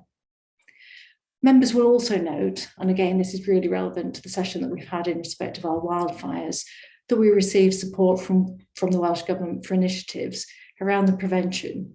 And these include arson reduction, home safety, and youth engagement. And these are areas that we really do value the support that we receive from the Welsh Government. In addition to the Welsh Government grant income, we do receive a small element of income. And this is higher than expected this year or anticipated due to sales of obsolete assets and also income from masts which are located on service property. However, it's also been necessary to write off a very small number of bad debts, which totaled £748. In total, there were 6. And for those 6 cases, we identified that the recovery had been exhausted and it was no longer cost effective to further progress these. So a relatively small amount. Turning to the capital plan has probably been our most challenging area this year. The original plan was for 3 million, and that was revised in years due to delays of delivery of projects. The year-end outturn is 1.2 million, which relates to the initial payments on new fire appliances and the purchase of new vehicles for our mechanics as part of our service modernisation. The fleet slippage relates to the delivery date for the new appliances, and this is now anticipated early in 2022-23. And I think that is very, very much reflective of the capacity within the supply chains. The capital programme has been funded both through borrowing and also through using one of our earmarked reserves. Members will also note that there's an item in our revenue which relates to the in-year cost of capital financing, and this is 2.3 million. What that actually relates to is the interest charge associated with our borrowing and also a charge to revenue in respect of the depreciation of the assets. So this is an area where we do monitor to ensure that actually the debt portfolio remains very much manageable given the variation and fluctuation in interest rates. So a really good example where we'll make a decision today, but it has a long-term consequence for the future. I've mentioned on a couple of occasions earmarked reserves, and for the benefit of new members, it's worth noting that the authority is permitted to establish reserves, and these can either be earmarked for a specific purpose or held in a general reserve. The financial reserve strategy was approved by members in 2021. The last 2 financial years have been exceptional due to COVID restrictions, the supply chain difficulties, and also the number of vacancies that the authority has been carrying. What that has enabled us to do is to build up those reserves, which will provide a financial buffer and security in a number of key areas. The facilities improvement work, we've got a reserve of 1.3 million. And this will enable us not only to upgrade our buildings where necessary to ensure that they remain fit for purpose, but also look at that the environmental footprint of our buildings. Training is key to everything that we do, and we've established a reserve of £250,000. That ensures that for those new recruits coming through, we've got the capacity in the system to deliver the training that they need. And then for our existing staff, that we can look at that training provision, especially in respect of new areas or new pieces of legislation. The inflation pressures at the present time can't be underestimated. It isn't just for us in respect of gas, electricity, or indeed the cost of fuel. It's in every aspect of what we do. We've established an earmarked reserve of 0.25 million, and that very much is to address any unforeseen inflation pressures that can't be managed in year. The emergency service network is the national communications network across emergency services. The old system is due for replacement, but the capital cost of the new system is not yet fully known. So again, to ensure that we've got that capacity, we've established a reserve over a number of years, which now stands at £750,000. I touched very briefly in respect of our borrowing. We have an interest reserve of 0.3 million, and that again just ensures that where there are increases in interest rates or indeed spikes, that we can manage that without the need to go back to our constituent local authorities. We've spoken today about the need for kit. PPE, really important, the uniforms that our staff wear. And again, we have a provision within our earmarked reserves of £250,000 for that. And then the last earmarked reserve that I would like to mention is our transformational change. That's standing at just under £900,000. We've spoken about the RDS review, the wildfire review, and also our training review. And the earmarked reserves allows us to move forward with that change, again, without going back to our constituent local authorities in year. Within the accounts, a full schedule of the earmarked reserves are detailed on page 36, which confirm that our reserves are currently 5.7 million. What I'd like to do now is turn to the balance sheet. The balance sheet provides further insight into the overall financial strength of the authority. And I would like to cover the key elements. Our fixed assets relates to expenditure over £5,000, which give rise to something that will be used for a period in excess of 12 months. The obvious ones that people are very familiar with would include land and property, buildings, vehicles, but it also might relate to infrastructure assets such as our ICT. The value of our assets as at the 31st of March is £39 million, against which we have borrowing of 24.4. The main element relates to land and buildings, and these are formally revalued every 5 years. The last formal valuation was undertaken for 2020-21, but due to the current market conditions, there is significant uncertainty. Worth noting that the valuation basis is different to normal property and is generally included at what's known as depreciated replacement costs. And that means that the current inflationary pressures also impact on our buildings. Just to ensure that our accounts are as complete and comprehensive as they might be, we've asked our valuers to undertake a desk-based review to provide our auditors with assurance that there isn't a material change. If there is, then it will be necessary to make an adjustment to the accounts to reflect this. I touched on the borrowing. The authority is only permitted to borrow for capital purposes, but you will appreciate that this is an area that requires deep consideration, very much due to the long-term commitment and the uncertainties that we experience. The Prudential Code has been issued by CIPFA, and that provides a mechanism for ensuring that the risks and benefits of capital expenditure and borrowing are carefully managed and controlled. Members will be pleased to note that a more detailed report will be submitted to the next audit committee, but I would like to draw your attention to the prudential indicators contained within the update report.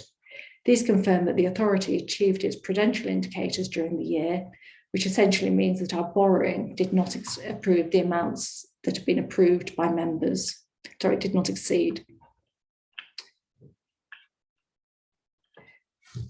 You will also note when you look at the balance sheet that there is a significant liability in respect of our pension funds. This is an estimate of the liabilities at the balance sheet date. All of our employees are eligible to join a pension scheme, and we have two different schemes that are relevant to our staff. The first one is our firefighters pension scheme that our operational staff can join, and the second one is the local government pension scheme for all other staff. The firefighters pension scheme is unfunded, which means that there are no underlying investments, and the receipts from staff in year and also from the employer are used to fund those existing pensions in payment. And we also receive cash funding from the Welsh Government on an annual basis to support this. For the local government pension scheme, we're part of Clwyd Pension Fund, and this scheme carries investments. The liabilities reflect the actuarial assessment of the money that would be required to fulfil the authority's accrued obligations if the fund was to close at the balance sheet date. And you will appreciate that this is a significant amount. The authority is the scheme manager for the Firefighters Fund, and we've spoken about that today. You will therefore be ably assisted in that respect by both the local pension board and also a national scheme advisory board for Wales. And I'll touch on that in a little bit more detail when I get to the local pension board item. So that was very much a whistle-stop tour through our accounts. And I'm happy to pass over to David Edwards, who I think is going to say a few words also. Diolch, Helen. Rwy'n gen Helen dasg reol iawn bore yma'n dilyn Stewart efo'i dan gwyllt a helicopters wrth gwrs. Ac gobeithio ddech chi dal efo ni. Mi o hwnna'n gyflwyniad cynhwysfar o'r cyfrifon sy'n, mae rhaid i fi ddeud, mae hyn yn set o gyfrifon tot iawn. Ac yn y prif gyfrifon, yn y pecyn cyfrifon da chi wedi gael sy'n ar wahân i'r rhaglen, ond yn yr un e-bost ar tudalen 16, fe welwch chi'r prif ddatganiad cyntaf ar incwm a gwariant, yn sôn am gost y gwasanaethau am 40 miliwn. Mae hynny fel arfer efo bob cyfrifon bob corff, mae hynny'n cael ei stimio rhywbeth efo'r ffigurau pensiwn sy'n dod fewn wedyn efo rhyw 20 miliwn yn pwsio'r ffigurau ffordd arall felly. Ond fe welwch chi mae swings bob blwyddyn yn heini. A sa'n rheswm i boeni am heini, mae'r buddion pensiwn yn dyladwy dros gyfnod hir iawn ac ar bapur yn unig mae'r ffigurau heini.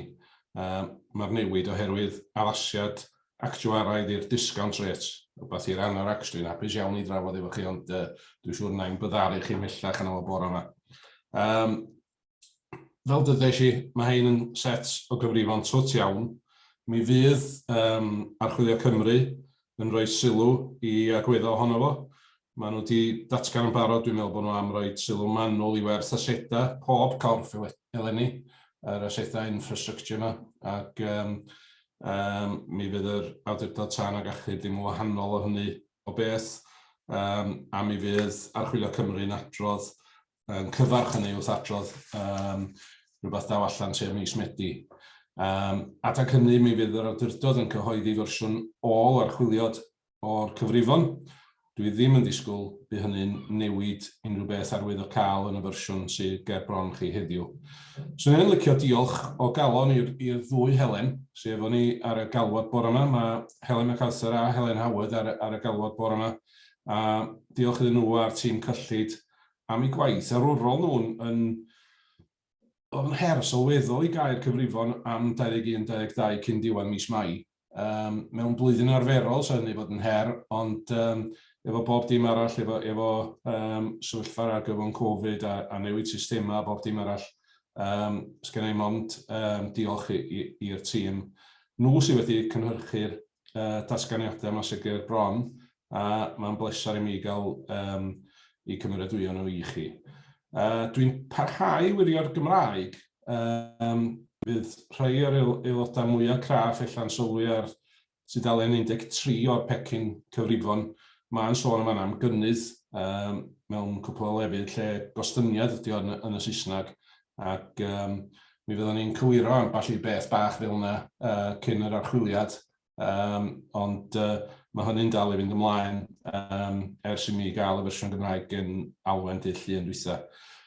Ond am heddiw, fel eich swyddog cyllid statudol chi, dwi eisoes wedi llofnodi'r datganiadau, a mae yna argymhellion yn rhan 6 ar tudalen 10 ac 11 o'r rhaglen heddiw, a yn gofyn i chi, os gwelwch yn dda, i nodi'r sefyllfa yn y datganiadau. Yn ail, dirprwyo grym i'r panel gweithredol i gymeradwyo'r fersiwn derfynol o'r archwiliad. Yn drydydd, i gymeradwyo'r cronfeydd Gern sydd wedi rhestru ar tudalen 16 ac 17. Yn y marn ni, mae heini ar lefel addas a beth sy'n angen i roi cadernid i ni wrth symud ymlaen. Ac yn dwytha i nodi'r dyledion o 787 sydd wedi dileu manylion heini ar tudalen 17 hefyd. Diolch yn fawr, Mr. Cadeirydd. Diolch yn fawr, David. And can I echo your comments? I think that the finance team need to be congratulated on having completed the accounts within the required timescales. Thank you, Helen, for that very comprehensive report. And can I also thank you, Helen, for the your input on the induction training that we had on Thursday when you gave an overview of the budget, which I know that members found very helpful. So thank you for that also. So do members have any comments or questions in relation to the report, please?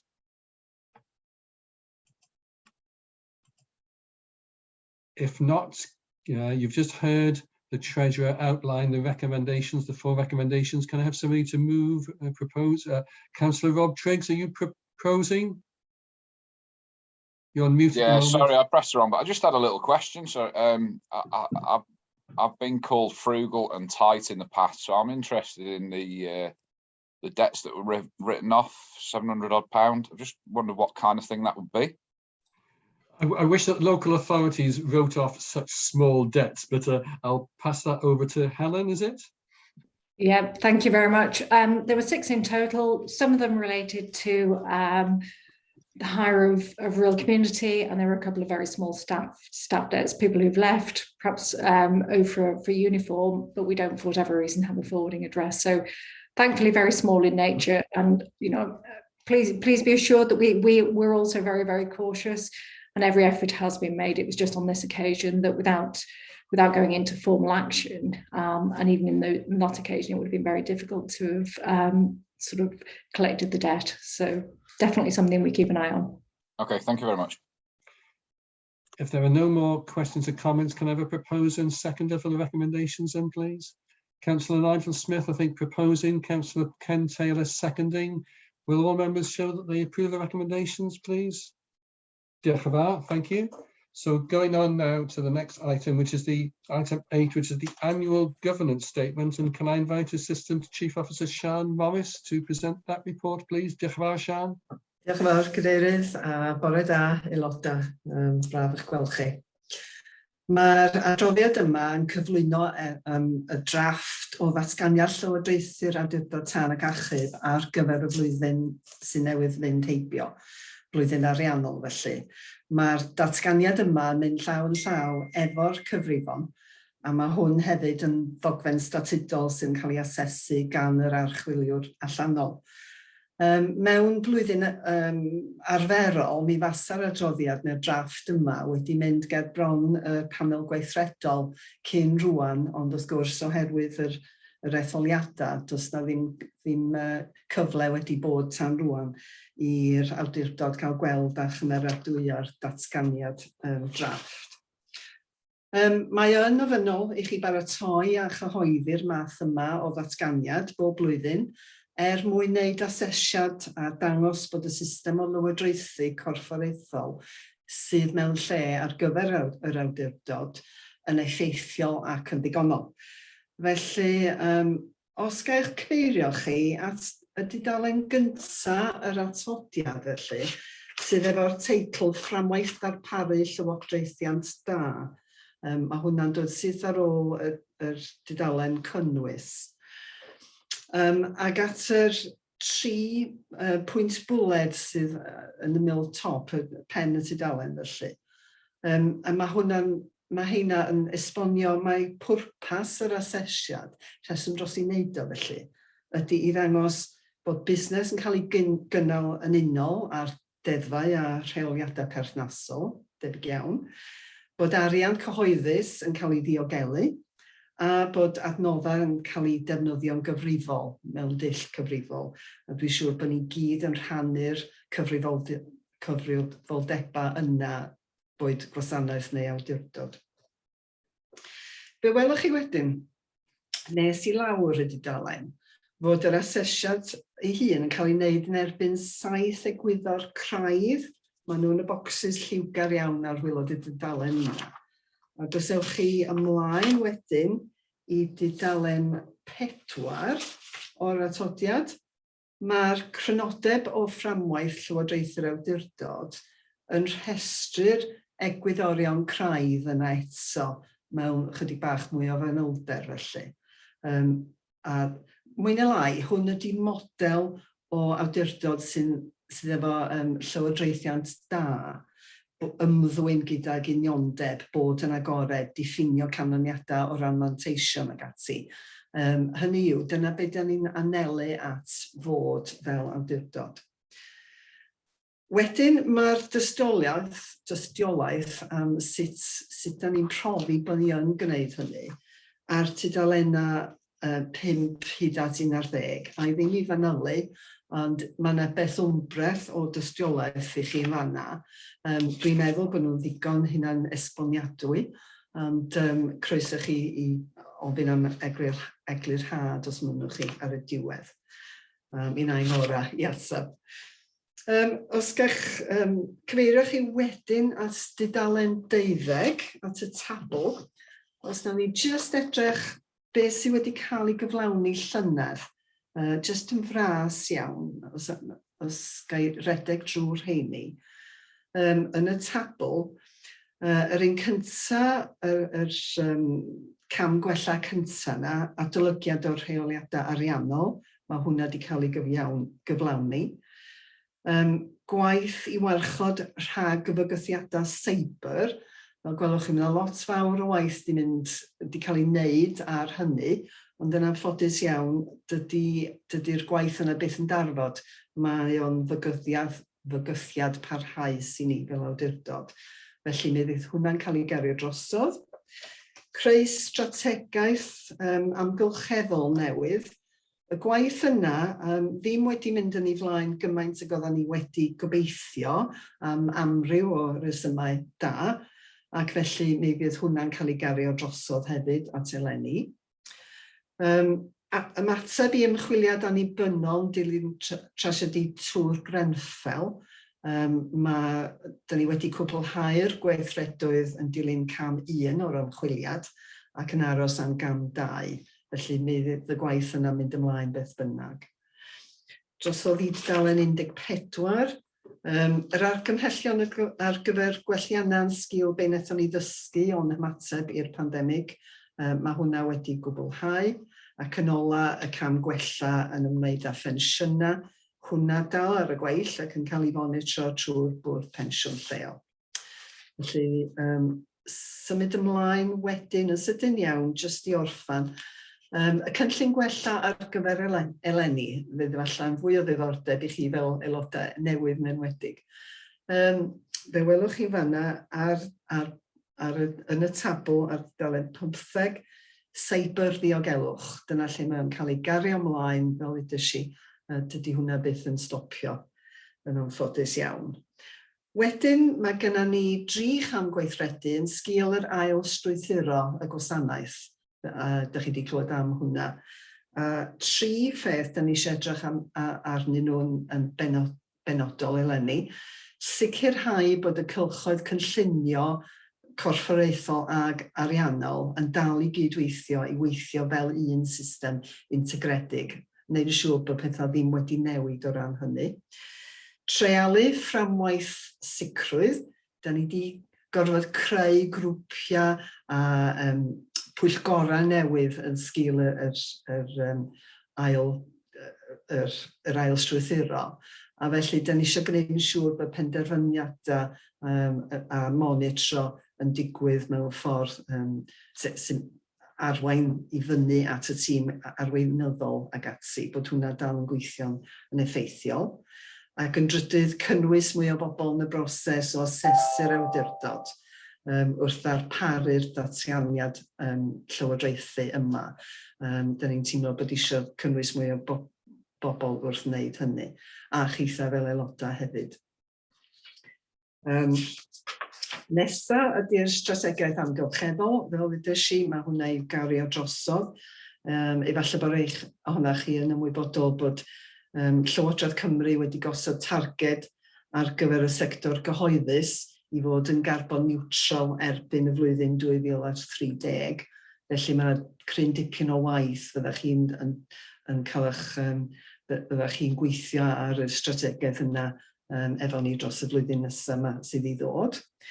Archwilio mewnol, mae yna adroddiad ar y agenda heddiw.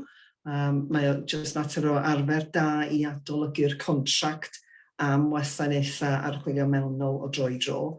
Felly dyna ydy hynna. Datblygu chi fel aelodau. Does gynnon ni ddim rhaglen hyfforddiant wedi osod allan felly, ond felly'r bwriad ydy i greu rhaglen 5 mlynedd ar gyfer aelodau i'ch helpu chi yn eich rôl chi fel aelodau ar yr awdurdod. Ac yn ola un, mae'r cyfansoddiad, mae hwn yn cael ei adnewyddu a'i ddiweddaru yn rheolaidd. Felly, da ni'n cydnabod, da ni wedi sylweddoli eleni fod eisiau cynnwys mwy am y trefniadau ar gyfer y cyfnod yna o flaen cyn etholiad llywodraeth leol hyd at yr cyfarfod sydd heddiw felly. Mae yna rhyw interregnum, yr enw Lladin arno fo, yn rhyw gyfnod lle mae angen dirprio pwera dros dro ag ati. Felly dyna ni. Felly mae'r argymhellion, Mr Cadeirydd, wedi gosod allan ym paragraff 5. Na'n ngora, os oes gen rwy'n unrhyw gwestiynau, neu fel arall, drosodd atach chi at yr argymhellion. Diolch yn fawr. Diolch yn fawr, Sian, am eich adroddiad. Are there any questions or comments for Sian following her report, please?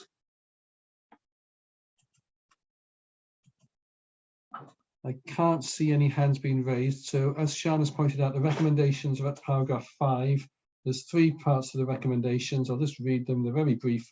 Note the governance arrangements outlined within the draft 2021-22 annual governance statement. Note the forward work plan for 2022-23 and approve the draft 2021-22 annual government statement. Could I have a proposer and a seconder, please? Councillor Austin Roberts, I think, was first out of the blocks, then Councillor Brian Apsley, I'll take as a seconder. Will you all show that you approve the recommendations, please? Diolch yn fawr. Thank you very much. So the next item is back to Helen for the Firefighters Pension Scheme Local Pension Board Annual Report, please. Thank you, Chair, and members will be delighted to know that this is a much shorter item on the agenda than the Statement of Accounts. We've spoken this morning both in respect of the elections, but also in relation to the accounts around pensions. And we have a local pension board, and that local pension board on an annual basis produces an annual report. The purpose of the report is to look backwards, saying this is what we plan to do, this is what we've actually done, but it also looks forward as well in terms of future priorities. Before I jump into that report, I thought it might be helpful to provide yourselves as members with a little bit of background to provide some context.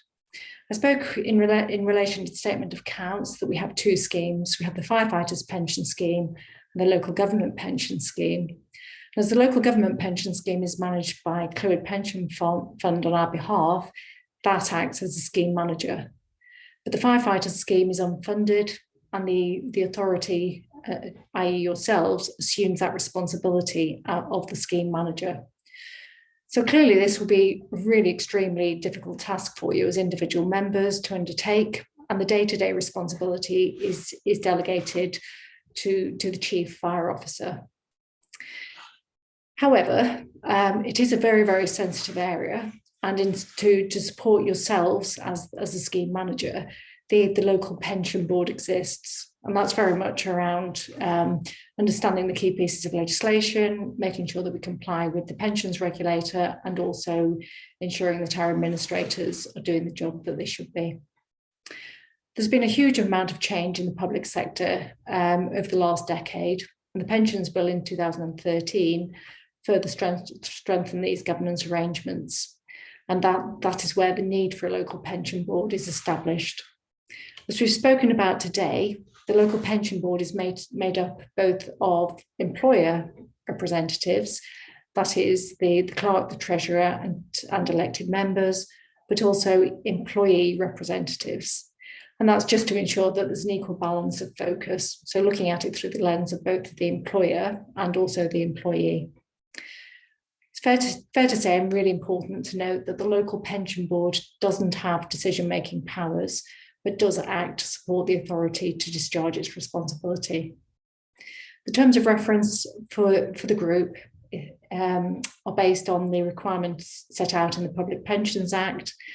These are reviewed annually, and they've also been reviewed on an all Wales basis, just to ensure that they contain all of the requisite elements. I've also referenced the Scheme Advisory Board for Wales, and this is a broader group which includes representation from all three fire authorities, as well as the Welsh Government. Also includes employee representatives at a national level. So again, for the firefighters pension scheme, that includes all of the main unions. So the reports in the pack today consist of two things. It's the annual report for 2021-22 and also the terms of reference. The annual report confirms the membership for the year and confirms that it was an equal split between employer and employee. That doesn't mean to say that at each meeting there's an equal split, but it just means in terms of that constitution. What's really, really important is that every effort is made to attend meetings to ensure there is that balance in the discussion. The local pension board meets on 4 occasions each year, and that's absolutely consistent with the recommendations of the pension regulator and follows good practice. The chair rotates between the employee and the employer representatives, and certainly since I've joined the organisation, I think I've seen 3 chairs, and the current chair is ACFO Fairhead as an employee. I think Councillor Apsley also was the chair for a period of a couple of years.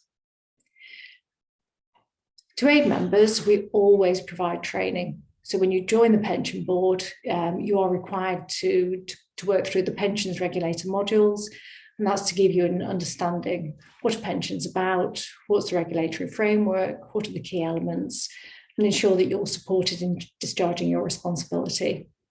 In addition to that, we include standard items on the agenda, which includes an overview from the pensions lead within the service.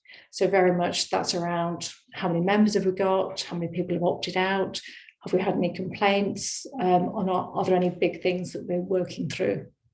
It also includes a report from the services administrators, and you've heard today that that's Carmarthenshire, also known as the Dyfed Pension Fund, and they do the day-to-day activities on our behalf. So as a retired member, you are paid, your paperwork is sat with Dyfed.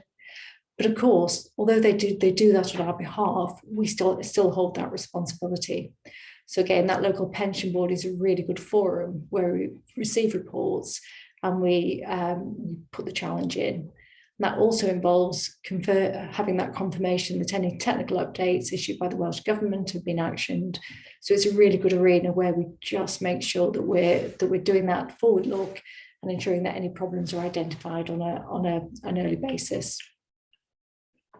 The board also discusses key issues which include any legal challenges. I think it's fair to say that the pension scheme has had its fair share of legal challenges nationally, I'd like to say, very much national in nature and relate to such matters as age discrimination in public sector pension schemes, the challenge arising from implementation of pensions for part-time workers, and also a challenge around which elements of pay are pensionable.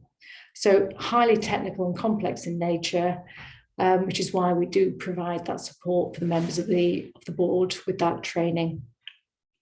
I think it's fair to say that our focus for 2022 will be to support new members into their roles and also to maintain the oversight on key issues, which will involve those legal challenges. I'm happy to take any questions or queries that members may have, either in respect of the report or indeed the terms of reference. Thank you. Thank you, Helen, for that very helpful overview of the work of the board and presenting the report. Are there any questions for Helen? I can't see any hands being raised. So the one recommendation, which is quite straightforward at paragraph 3, is members approve the Local Pension Board Annual Report 2021-22 for publication on the authority's website. Councillor Brian Apsley. Thank you, Chair. I'd like to propose that report, please. Thank you very much. And I presume Councillor Nigel Smith, are you seconding that? Happy to second Brian's proposal. Thank you. Thank you very much indeed. Will you members show, please, that they approve the recommendation? Excellent. Diolch yn fawr. Thank you. So the next item is the Internal Audit Annual Report for 2021-22, and I've got Mr. Keith Williams as the Audit Manager to present the report. Yes, good morning. I'm Keith Williams, Audit Manager at Conwy County Borough Council, and I'm submitting the report on behalf of the Head of Internal Audits at Conwy. The Internal Audit Annual Report for 21-22 is submitted under the terms of the Accounts and Audit Wales Regulations 2014, whereby the Fire and Rescue Authority is required annually to conduct a review of the effectiveness of its system of internal control. And obviously internal audit is an integral part of that system and is a significant contributor to the preparation of the annual governance statement, which you've just received. The public sector internal audit standards require the head of internal audit to provide the audit committee with an independent and objective assurance on the whole system of internal control, including the adequacy of risk management and the corporate governance arrangements. This report before you analyses the work of the Internal Audit Service for the year and contains the internal audit opinion and the assurance statement for 21-22. Just for information, as I'm sure you're aware, there's a service level agreement between Conwy and the authority, whereby Conwy provide 50 days of internal audit work per annum. There was 50 days allocated to this year, 52 days allocated, 50 days plus 2 days carried forward from 2021. This report identifies that 44 days of internal audit work was performed in the year. And as a result, and in agreement with management, 8 days were carried forward into 22-23, which will be more than useful this year due to the fact that financial services, which have been managed by Conwy since 1996, are now in-house with the service, and a number of jobs are planned for this year on the main financial systems, which includes payroll, creditors and stores. The audit reviews provide a positive level of assurance upon the adequacy of the systems of internal control in place, although 8 recommendations have been made in the year to address some of the weaknesses A formal follow-up process is in place to ensure that any recommendations are implemented within the timescales established within the action plans. The work of internal audit has not identified any weaknesses that would qualify this opinion, and then no significant issues that are relevant to the preparation of the annual governance statements. This report also provides some assurance that the internal audit service at Conway operates in accordance with the public sector internal audit standards to enable the authority to take assurance from this opinion. A summary of the work supporting the audit opinion is contained within Appendix A. So if I could take you there initially. So Appendix A is a summary of the key messages and recommendations from the year. You'll see there that at the top we make recommendations which are either critical, major, moderate or minor. And this is assessed using Conway's risk assessment matrix. We also provide an audit opinion on each audit, which is dependent upon the number of recommendations and obviously a category. So we provide audit opinions which are either high assurance, satisfactory, limited or no assurance. You'll see the first audit there that was undertaken was the emergency fire appliance driving. The scope of the audit is included in the schedule, as are the 8 recommendations which were made. Obviously, management responded to all these recommendations with proposed actions, and a follow-up will be undertaken this year to ensure that they've been implemented. The other areas of work undertaken in the year, National Fraud Initiative. The NFI is a comprehensive and thorough data matching exercise organised by the Cabinet Office in partnership with Audit Wales, with an objective to detect and prevent payment errors and fraud being perpetrated against local authorities, NHS, police and fire authorities. The exercise identified 313 data matches, and the type of data match is included in the schedule. And as I've said, there was actually 313 there, which were examined in relation to their priority. The results of the exercise provided a high level of assurance that payroll and creditors systems are well controlled, which effectively reduces the risk of fraud and irregularity. In accordance with public sector internal audit standards, part of our role is also to undertake special investigations. And a special investigation was undertaken in the year with regards to cybercrime. There was an attempted creditor fraud by the use of scam phishing emails, with the aim of getting the service to make a payment legitimately due to a local plumber to a fraudulent bank account. The plumbing company's emails and or computer were compromised and emails intercepted on delivery. Conway's internal control procedures were complied with and the attempted fraud was prevented. A number of actions were recommended to the plumbing company, obviously to enhance their email security, and the fraud was reported to Action Fraud, the UK's National Reporting Centre for Fraud and Cybercrime. We also undertook 2 follow-up audits in the year, which are contained within Appendix B. You'll see there we undertook a follow-up of payroll starters and leavers. The original audit opinion was satisfactory and made 3 recommendations. 1 recommendation was implemented in relation to overpayment invoices. Just like to confirm that the overpayments within payroll are very rare. Obviously, the internal controls are in place, so it's not a big issue, and the invoices are now being raised promptly. There was a couple of recommendations that were work in progress. They were in relation to the approval of the recruitment and selection policy and the processes involved with checking references and qualifications. And as you can see from the schedule there, the revised audit opinion was high. The other follow-up that we undertook was safe and well checks. So the audit was initially undertaken in February 21 and made 11 recommendations.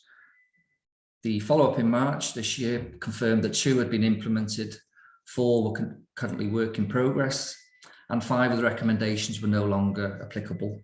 This was due to the fact that safe and well checks are no longer being delivered by partner agencies as they were in the past.